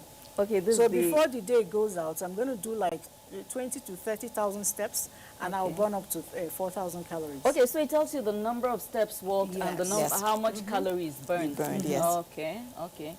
That's a good one. Now, I was going to say that, well, what tips would you have for men who are concerned about the midsection? Because there are men who genuinely are embarrassed about that. They want to have the trim, you know, midsection. Some actually want the six-pack. That's for the younger men, and so on and so forth. Do you have any tips? Sure. It's easy. It's very easy. Number one, a lot of our men do wrong feeding. Men coming from work, maybe like most of my colleagues, NTA staff, we close late. Yeah. And sometimes even in the course of doing the job, we're sitting in front of a computer doing one thing or the other. We're enabling chicken and chips and beer and all that and all that. Not as Coke and all that. You know, you go home by 9, by 10, madam brings food for you, and you're very tired. Of course, when you're tired like that, your stomach is open. Then you pounce on that food. And then when you're done, they're begging you to go and take your bath. And you manage to do that, if you get to do it, and then you sleep off. That is the worst thing. You do that for 1 week, your stomach goes like this, male or female. But a lot of times, women are more careful with it. Yeah. So the men really don't care. They'll tell you, find man in a pocket, not before face. So, but if we begin to understand that the way we want our women to look is also the way we want the women want their men to look. Yeah. I want to see Mr. Hunk. I say, hey, that's my guy. And babes are looking at him. I'm saying, my mind, you guys just look. When you're done, I'm carrying him home. He's my own. You know what I mean? So I tell every man, make efforts to groom yourself. What's wrong with going to the gym? And it's actually fun. In the morning, when I go to work out, I see couples, maybe taking a walk, maybe jogging together in the stadium. I like that. You find yourself encouraging your wife. So the men don't bother. They always feel like it's not their thing. A man does not need to look good. Some of them actually bother. And then tell them, stop drinking. Beer is the worst thing you can do to yourself. Yeah. Beer, it's not good at all. When it's really cold, it tastes so good. You're not nice. Well, nobody says you should not, really. If your religion or culture allows it, go ahead. But there's a required cup. For a woman, you're not supposed to do more than a glass of wine a day. And for a man, you're not supposed to do more than 2 glasses a day. Okay. That's the truth. Are women more likely to gain weight as a result of alcohol intake? Yes, or why our is that? body metabolism is not the same as men. Okay. Theirs is faster. which is why you find a man sweating, faster than you. Okay. In any given environment. Okay, and maybe that's why they prefer ACs. A lot of them, even, you notice that when they enter the pubic age and get even older, you're shedding your hairs. The men's hair are growing more. It also makes them sweat. So men have a way of burning out the fats faster than we do. Okay. So we don't have the same thing. And when you get older, even whether or not you've had babies, for women, the estrogen and all that begins to slow you down. And then when you get to menopause, oh my God, that's the worst. The thing about it is that you're weaker. Like I remember when I used to run in my 20s, I'm doing 10 kilometers now, and the 10 kilometers is like maybe once a week. Every other day it's maybe 5 to 7. Okay. And even at that I'll get real tired. But when I was younger, I used to do hill climbing for 2-3 hours. Hill climbing? Yes, and I'll still come down and swim. That has never been the story of my life. Oh, but it's so much fun. It's so much fun. I think you should try it out. Try what? Sweeping or the hill climbing? Which one? No, both of them. Try it out. But you don't need to do the length of time I do. 30 minutes, it's fun. It works on your thighs, really good. So if you get used to it, if you want me to get ill now, take away exercise from me. Okay, but that's good. You've adopted a healthy made it a lifestyle. And yes, you're used to it, and it works for you and everything. What do we say to people who are struggling to, even climb on the stationary bike in the house? That's me. And treadmill at home. You need to motivate yourself. No, you shouldn't be looking at weight. Certainly not. Weight loss. I'm look at the health. Fit. Yeah. Look at the health benefits. Do you know that anytime you exercise, the sweat you bring out removes toxins from your body? Okay. And then it's like donating blood. Some people will tell you they don't donate blood. The more you donate, you have given out something, but you're benefiting more. Okay. Because your cells multiply faster. That's the same thing that happens when you exercise. When you work out, the first time is usually tough. When you exercise, you come back. Those of us that try tummy trimming and all that, the first 2 days, you practically can laugh. Yeah. You can laugh. Yes. Oh, yeah. You laugh, there are pains all over. You do a little bit of dumbbell and weightlifting thing. If you're driving, you have to still like this because the whole of this place is dead. Aching. Yeah. But the truth is, if you stop, it becomes worse. And I don't subscribe to people taking pain relief because the truth is, those things must happen. But if you continue, it's a natural. It will go away naturally. Because if you stop, when you go back again, it doubles up. All over again, yeah. It doubles up. So I always say, look at the health benefits. That pain that you're seeing here, your body is resisting something. But if you continue, you're going to gain more for it. Yeah. You're going to gain more. Okay, so at the end of the day, we still wound up focusing so much on losing weight and all this because the other one isn't quite so popular. Weight management, right? What tips do we have for people who really, really need to put on an ounce or two? We've already said most likely you have terrible eating habits. We agree on that. What else? You can actually be the one to come in on that because I knew you when you were quite I don't want to say skinny, tiny. In my case, the weight gain did not happen because it wasn't planned. It wasn't intentional. It wasn't intentional. It just happened, and it happened when I was on the campaign trail. Spending so much, and everybody was shocked when I came back to the office. They're like, "What happened to you?" Everybody, we all know it's a very stressful. And then you go and you gain weight and come back. Well, what was happening was, I'd eat. I love roasted yam, So in the morning, I'd have maybe roasted yam with palm oil and salt. Leave, go out, run all over the place. If I get really hungry at some point during, maybe have a malt or something. When I come back home, and the way we pound yam in Tiv culture, we don't add water to it. It's heavy. It's heavy. It's the real deal. Yeah. And I'd eat that pounded yam and go and sleep. And I'm this kind of person, I don't know what's wrong with my system. I think it's a recent thing. I will almost always wake up at 11 between 11 and 1 a.m., I'll wake up hungry. The later I eat, the higher the chances I'm going to wake up hungry. Wow. I don't know, there's something weird going on there. If I eat around 6 or 7 p.m. and maybe just take a cup of tea before bed, I'm good. But if I eat late, like 9, 10 p.m., I can bet you anything at 2 a.m. I'm going to wake up ravenous. And that I had my small camp gas in the bedroom with me there and the small pot. So I just wake up and do my Indomie thing and eat and fall asleep again and wake up and eat and eat roast yam. And eat roast yam in the morning. In the morning. Eat pounded yam in and the cycle just, wow. the night around 8 or 9. Go to bed, wake up at 2 a.m., prepare Indomie and eat and all that. And within a matter of it was my clothes that first started protesting. You know, I'd squeeze myself into something, get 3 people to zip me up, and then the minute I sit down, the zip will split, and I'm like, okay, you finally gained weight. So it wasn't deliberate, but it still comes back to, if you eat, you will gain weight. You just said what That's I the said bottom earlier, line. because I told you earlier that when you are managing your weight, and you're trying to add, and you're scared because if you go to gym, you're going to lose even the small one you have. Because you were active, you were on the road, you were talking, you were losing energy doing all these things, you needed to fill it back. When you were at your workplace, in your office, it wasn't too much of movement. It wasn't too much of talking like you did in the field. Campaign is not easy. I know how it goes. So you didn't expand too much energy. So there was nothing to fill back. So if you're looking to gain weight, you need to be active. That's the truth. If you're active, hunger comes. And when hunger comes, eat the right thing. So you definitely eat the right thing, yeah. So it depends on what you're looking for. Then you know what you're eating. Yeah. If I get active and get hungry, I'm not going to eat those fatty food.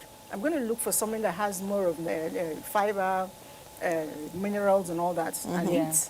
So while you're looking for starch, I'm looking for, the worst thing that can happen to anybody really is to focus on one type of food. Whatever you eat, balanced diet, that's my take. Balanced diet. Very key. But maybe if you're looking to lose weight, it will be maybe 10-20% of starch and 10-20% of protein and the rest vegetable. What foods fall into the carbs other than the obvious ones like rice, yam? Because the other day I had a running battle with somebody who thought potatoes are proteins, and I'm like, no, that's definitely carbs. No, that's no. The sweet potato is more of veg. Okay, it's more of a vegetable. It's more of a vegetable. It's classified as vegetable, which is why they will tell people who are diabetics to actually take it. But the Irish is fattening. Okay. Yeah, but it's a carb, right? Carbs. The Irish is a carb. And carbs are fattening. Yes. If you don't burn off what you're eating. So if you're fat, between the two, what you should do is the sweet potato. Incidentally, because it's sweet, people think it's fattening. But the calorie content is very low. It's more of a vegetable. Okay. So if you're slim, you do more of the Irish, because that will give you a lot of weight. Yes. What about plantain? Plantain has a lot of sugar. Either way. What of the unripe one? Either way, they're all the same. The ripe one is worse. Yeah, because it tastes like candy. Yes. I don't go near it. The ripe one is worse, but either way, plantain has sugar. No, I like plantain, but that really ripe one that where it's almost sickly sweet. Sprinkle, yes, I don't like that one. I prefer the just barely ripe or completely unripe plantain. Incidentally, I love plantain and I like it very ripe. But like I told you, what I do is portion control. Okay. So my cheat days, I put in my plantain. Okay. Oh. So, but the thing is, I always insist, whatever you do, eat what you like, but cut it down. Cut it down. Portion control. Yeah. Be disciplined. And I guess that's where we'll end today's talk, which for me, it was more entertaining than I expected it to be. I hope our viewers out there also, enjoyed it. I hope you learned one or two things. And I have been talking with Nike. Yes, sister. And Liz, who is usually behind the cameras and handling control, production and everything. My name is Divana, and it's been wonderful talking with you. See you again next time. Bye.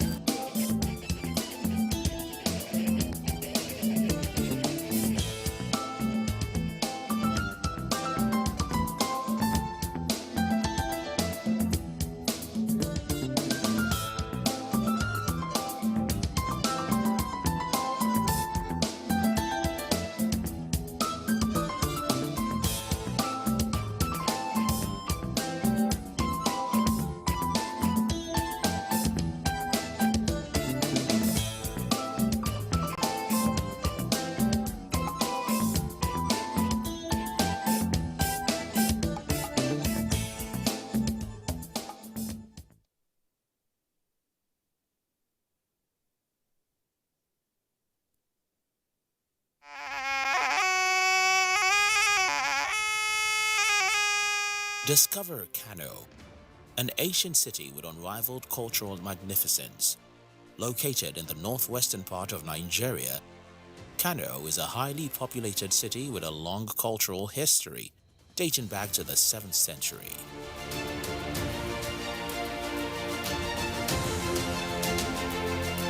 When you step into the city, you will discover the tenacious farmers producing various crops like millet, rice, cassava, sweet potatoes, and many more. You will experience the culture and traditions of the beautiful people of Kano.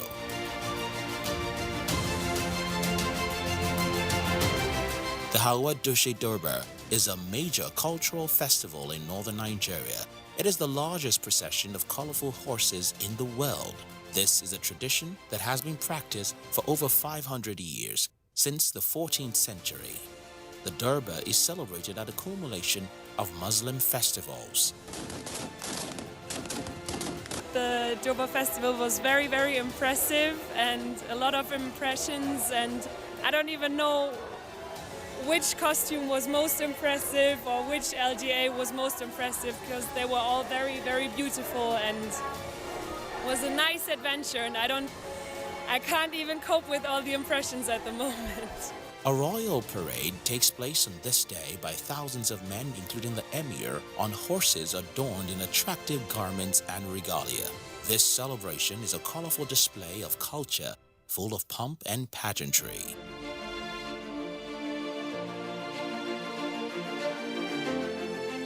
Celebrations in this year is very important in that to entertain the people mind. It's very different from what I experienced before, and I think I still have to sleep over to process everything what I saw, because it was a lot. It was very emotional. A visit to Kano is incomplete without enjoying a visit to the palace of the emir. The emir's palace is known as a settlement within a settlement, which provides an insight into the typical Hausa architectural design that has been in existence for over 500 years.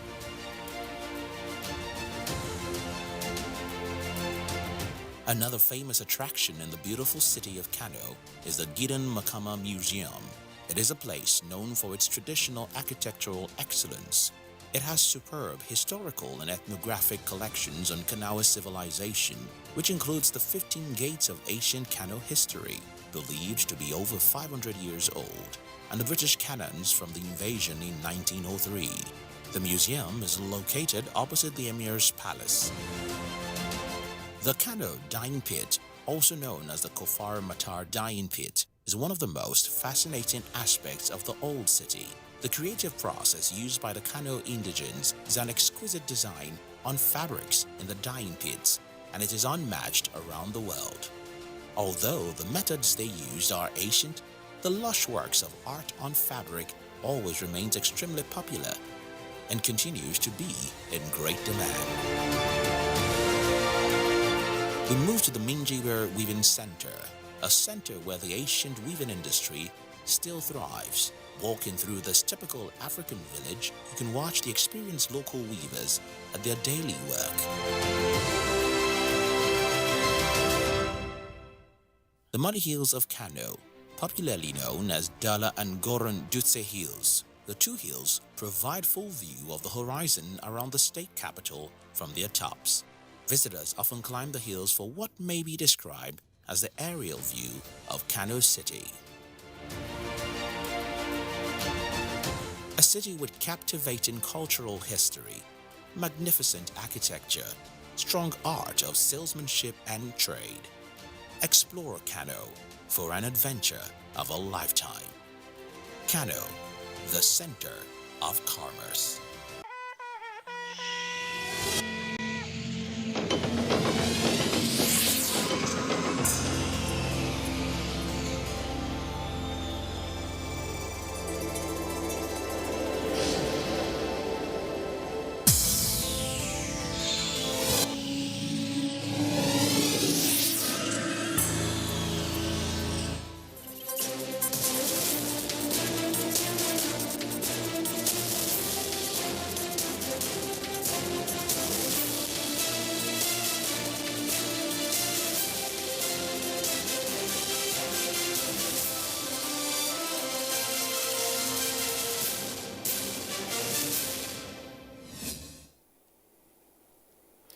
Hello and welcome to the news update on NTA International. I am Lami Ali. A draft national policy on welding and its related fields is underway with the federal government's assurance that it is aimed at promoting and enhancing local contents, which will drive rapid industrialization of the country. Minister of Science and Technology, Dr. Bunaya Onu, confirmed this during the inauguration of a committee to work on this draft policy. The policy aimed at strengthening local contents, the minister says, and will foster keeping Nigerian jobs for Nigerians and also reduce capital flight arising from the importation of skilled manpower. President Muhammadu Buhari has approved the recommendation of the Minister of Transportation, Rotimi Amechi, for the setting up of an administrative panel of inquiry to investigate the management of the Nigerian Ports Authority, NPA. The President has also approved that the Managing Director, Hadiza Bala Usman, steps aside while the investigation is carried out and Mr. Mohammed Koko to act in that position. A statement from the presidency says the panel is to be headed by the Director, Maritime Services of the Ministry and the Deputy Director Legal to serve as the Secretary. Now, the 8th Sahel Countries Military Games is to hold in Nigeria in October 2021, and the Minister of Defense, Major General Bashir Salih Magashi, says sports is a catalyst for resilience and stamina necessary for carrying out military operations. A delegation from the Organization of Military Sports in Africa, OSMA, led by its president, Brigadier General Mekano Abdullahi, who is the first Nigerian and Anglophone military officer to be so appointed, said the military games would douse tension of insecurity in the participating countries. The African Union's health agency has welcomed U.S. President Joe Biden's decision to waive intellectual property rights for COVID-19 vaccines. The EU, however, called for patience as the move will take time to translate into reality.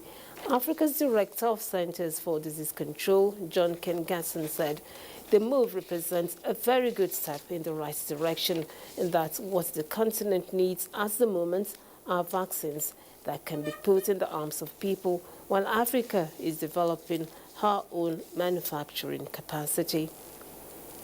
Back home, the Nigeria Center for Disease Control and CDC has announced 28 new cases of COVID in Nigeria. There are now 165,301 confirmed cases of COVID-19, 155,424 discharged, while 2,065 persons have so far died. And those were the stories trending on the hour. Thank you for watching. Political Update is next.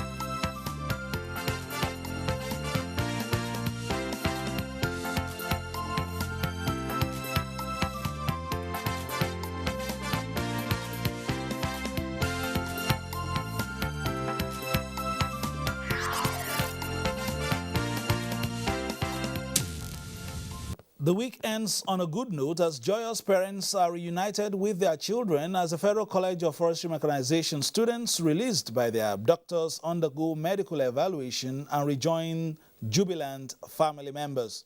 The Senate and House of Representatives focus on security this week with assurances of a turning tide against outlaws. Also on Political Update today, a vote for unity and peace as government and the traditional institution present a common front against violence and other forms of criminality. We'll also be looking at efforts to batten down the hatches against insecurity, violence and poverty. I'm Fisayo Ogunfui. Welcome.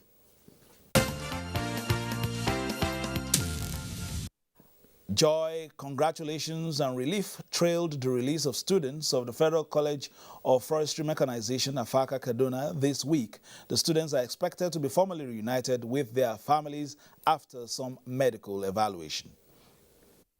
They came in their numbers and visibly excited.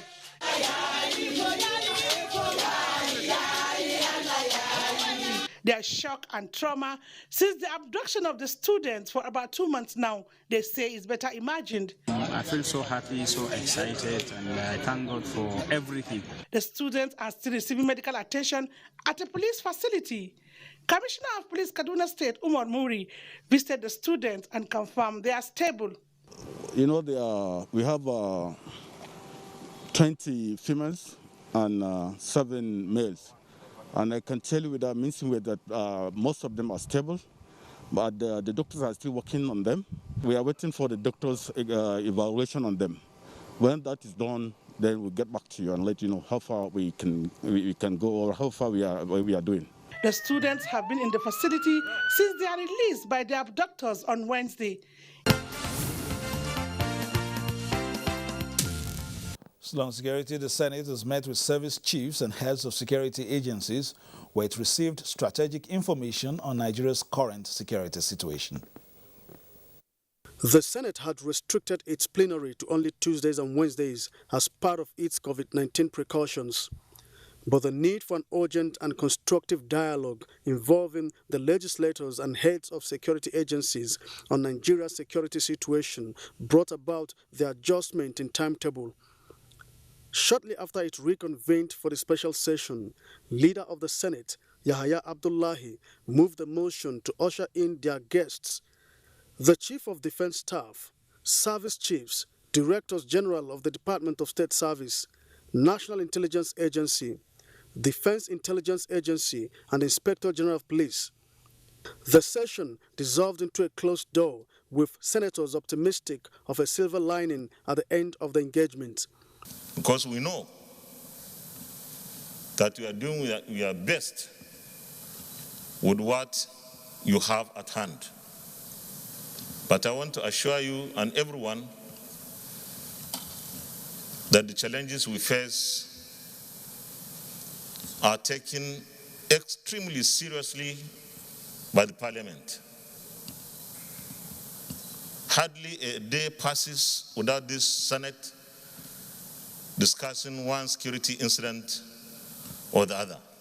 4 hours later, the executive session ends and President of the Senate, Ahmed Lawan, listed the areas discussed during the meeting. On their plans of containing the present insecurity situation in the country. Thereafter, they answered questions from distinguished senators bordering on security, insurgency, terrorism, kidnapping, and other topical national security matters. Work together with the executive and the heads of security agencies and ensure a long-lasting peace. This is the first time these service chiefs will be meeting with the senators in the hallowed chamber. The House of Representatives has again stressed the need for there to be a holistic resistance to the recurring acts of violence against security agents. The latest being Thursday's attack on a police station in Obosi Town, Idemili, in Anambra State, during which 2 police men were killed. Raising the issue as plenary on the matters of urgent public importance, Representative Obinna Chidoka says the hoodlums who carried out the attack on the police station also carted away arms and ammunition from its armory. The House commiserated with the family of the deceased policemen and urged the federal government to, in line with an earlier resolution of the House of Representatives, declare a state of emergency on security nationwide. Address this menace of brigandage, threatening lives, properties, and peace in our communities and country as a whole. Following a motion from Representative Anieka Numana, The House resolved to investigate how the 2 billion naira Safe School Intervention Fund was utilized. In the course of plenary, House Speaker Femi Gbajabiamila advised lawmakers to avoid making comments which expressly or impliedly are capable of causing misunderstanding, following a reference to statements credited to the House Minority Leader Ndudi Elumelu. Honorable Ndudi Elumelu, while he was attending the NEC meeting of the PDP, issued a statement that during that executive session, some members of the APC approached him indicating an interest to join the PDP. That was false. Ndudi is not here. But more importantly, there was no breach of privilege. He didn't say that SADA came to him. He said some members. What the minority leader did there, sir, is a complete misrepresentation of what happened at the executive session. Even though you have the freedom of expression, you have to be reasonable enough as a leader to measure your words and what you say publicly.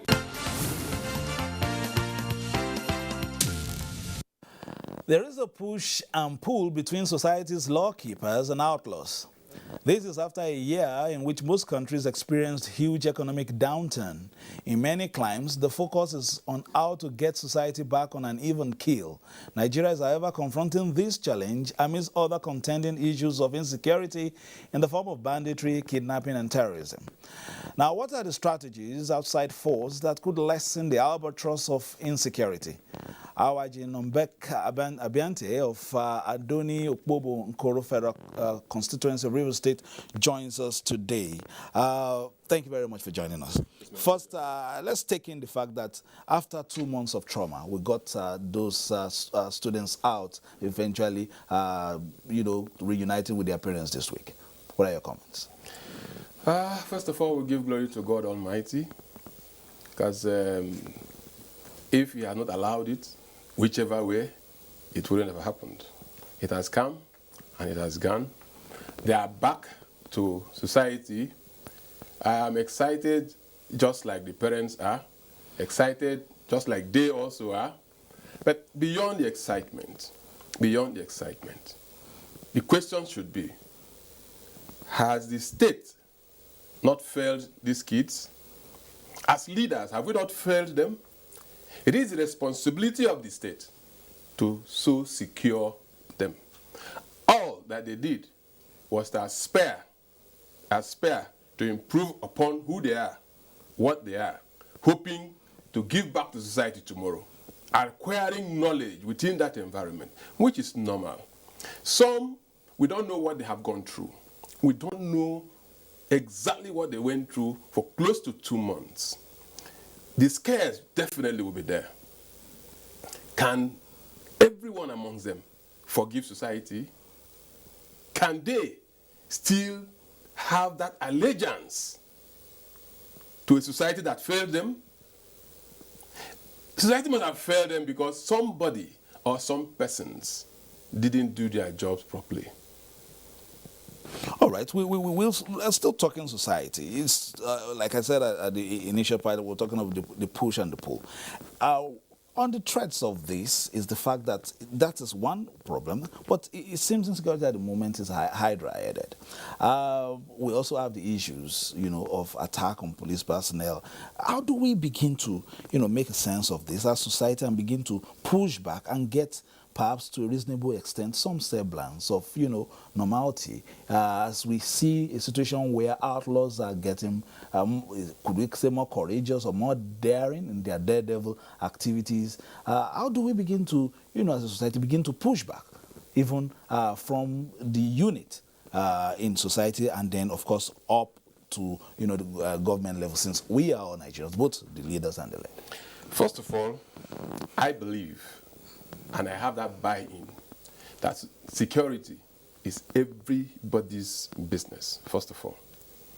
But in admitting that, there are persons who we have made investments in relative to getting them engaged, training, equipping, encouraging, and handing over responsibilities onto them. These are expected to lead from the front. Every other Nigerian will be affected one way or another if we fail to synergize with this category of persons. And this is exactly what we're seeing. More importantly, is to ask ourselves, what is it that we are doing right and what are we not doing right? There has been so much clamor, and that is why sometimes I don't know whether to classify it as selfishness or attempt to preserve what we should have ordinarily given out. So much clamor, every quarter, so much clamor, that we have to renegotiate the security architecture of this country. We have to look at it again. We have to bring something new. It is often said that you can't be doing the same thing over and over and over again and expect a different result. How did we even get to where we are today? Before now, we had security at different and various strata. We had the federal, we had the regional, and we had the local police. These were scrapped because persons felt, there were challenges at that time, petitions were written, and the then government of Ironsi or so had to come up with the unitary system that gave all the powers to center. We have tried this for several years and it has not worked, it has not helped us. Were we better when we had these things at different levels? The answer is yes, we were better. So what is it that has made it very, very impossible for leaders of today to come up and say, come, let us devolve this power. We can do it in 1 week. We can do it in 2 weeks.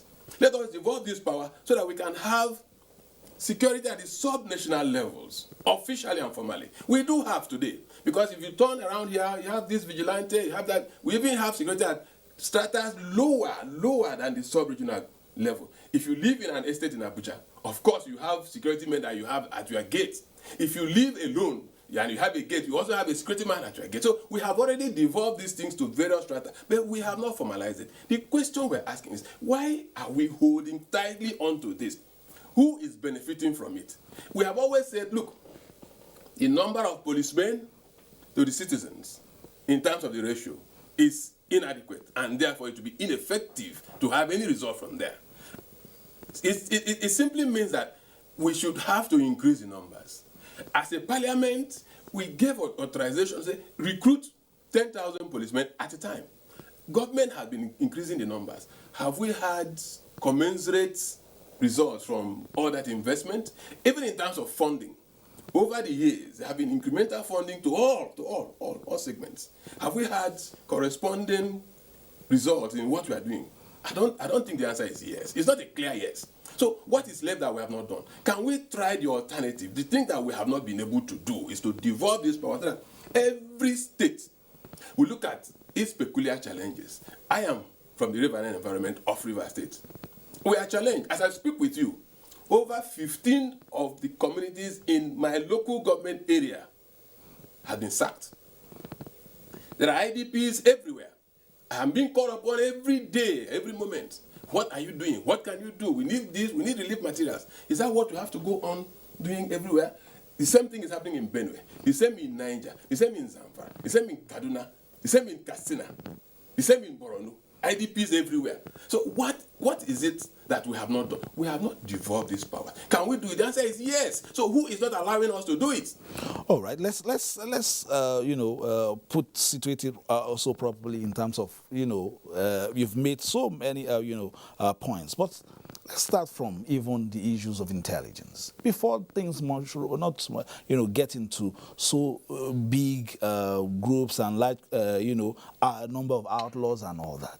Is there no any way of getting into proper intelligence in terms of even from you seeing some movements on your street and alerting the right people before it becomes something as hydra-headed and as difficult and poisonous as this? Thank you very much. You and I know that at some point, Nigerians got weary of reporting crime. See something, you say something, but at some point, Nigerians became very, very weary. The reasons I will not be able to adduce here, but obviously it happened at some point. So it simply means that there was a disconnect somewhere that may have given a gap in terms of intelligence. Yes, we have the intelligence community among the security agencies that are nurtured, that are trained, that are so deployed. Like in every other department, in every other sector, the cry is that they are not enough, they are not adequate. Society would have been able to bridge that gap, but there was a time when trust became an issue. All right, let's take one or two stories before we come closer home to some other issues on political update. Today, democracy and monarchy. Vice President Yemi Osinbajo used his courtesy visit to the Obi of our kingdom, His Royal Majesty Emmanuel Ezeif Zomo II in Delta State to harp on the unity of the country, which he said should not be compromised. Everywhere we go, we must re-emphasize that our country is great because it is a country of such diverse people, of such diverse talents, of such diverse values. And so when sometimes we hear those who are agitating and advocating that the country should break into little parts, we must say that we must caution them and let them understand that little countries all over the world are not stronger because they are small. As a matter of fact, the smallest countries in our part of the world have experienced the greatest conflict. On the political side, 3 governors of the People's Democratic Party were in Calabar earlier this week to engage Governor Ben Ayade and other stakeholders in resolving some disagreements arising from previous party congresses in that state. PDP in Cross River State has been divided, with some party members loyal to the governor, while others to National Assembly members. This is occasioned by alleged disagreements at the congresses, leading to 2 separate lists of elected officials. Though the scenario went to the courts, the mandate given now to the governors by the PDP Governors Forum, sanctioned by the National Working Committee, is to bring an amicable solution to all parties involved. We have engaged with the stakeholders. The feelers we have is that by the grace of God, we shall soon resolve this issue, and the party will come back as one united family. Every one of them is interested in ensuring that we restore normalcy, we do the right thing and ensure that the family is brought back together and work together for the common interest of the people of Cross River State. The governors also visited the state chicken processing factory and the noodles factory, also known as Kisimi. I'm not sure we have something like this in the country at the moment. And is industrializing Cross River and Nigeria generally, and that's the way to go. Creating jobs and creating the economy and diversifying the economy is very key and fundamental. Beautiful, adding value to the economy. God bless you. It is expected that the visit will create a new peaceful atmosphere for the party in the state. All right, just to watching political updates on the Nigerian Television Authority, and Honorable Awajinon Beka Bante of Adoni Okpobo Nkoro Federal Constituency is right here with us. You are a member of the House Committee on Agric Production, Science and Technology and all that. And a lot of people have identified, especially agriculture and science and technology, as ways of, perhaps increasing in leaps and bounds availability of job, in the country, which at least to an extent will create work for idle hands and, in one way or the other, remove, hands on the gun to hands on the plow. Looking at that, have you been able to engage some of these research institutes and all that in terms of perhaps fast-tracking the processes of getting the town and gown to have some handshake, and at the same time, their commercializable materials into the market to begin to look at fast-tracking, situations where we have more job opportunities for our youths? Yeah, thank you very much. The critical problem that we have, not just in Nigeria, but across several countries, West Africa, even in the entire African continent, is the effective, the efficient, management of our resource, adding value to what we have. That has been the critical problem. In most countries in this country, in the African continent, we find out that we have so much resources, we don't even understand what we have. We can't even add value, and we spend so much getting them in as finished materials, thereby exporting jobs. In Nigeria, we have the crude oil.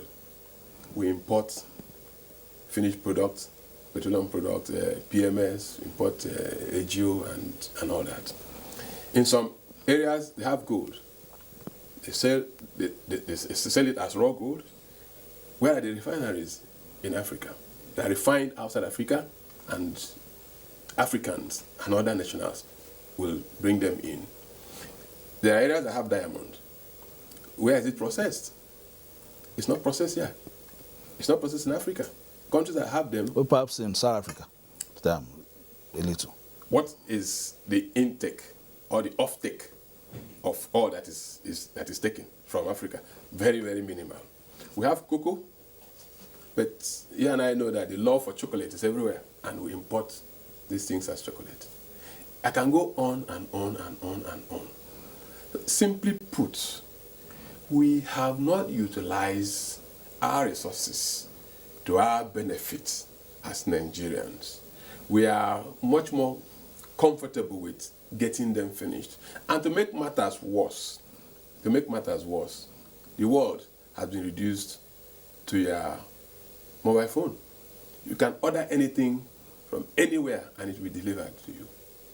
I don't want to think and believe that we have lost that opportunity.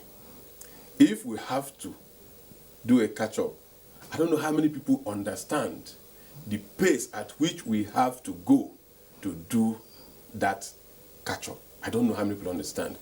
There are research institutes here and there on specifics.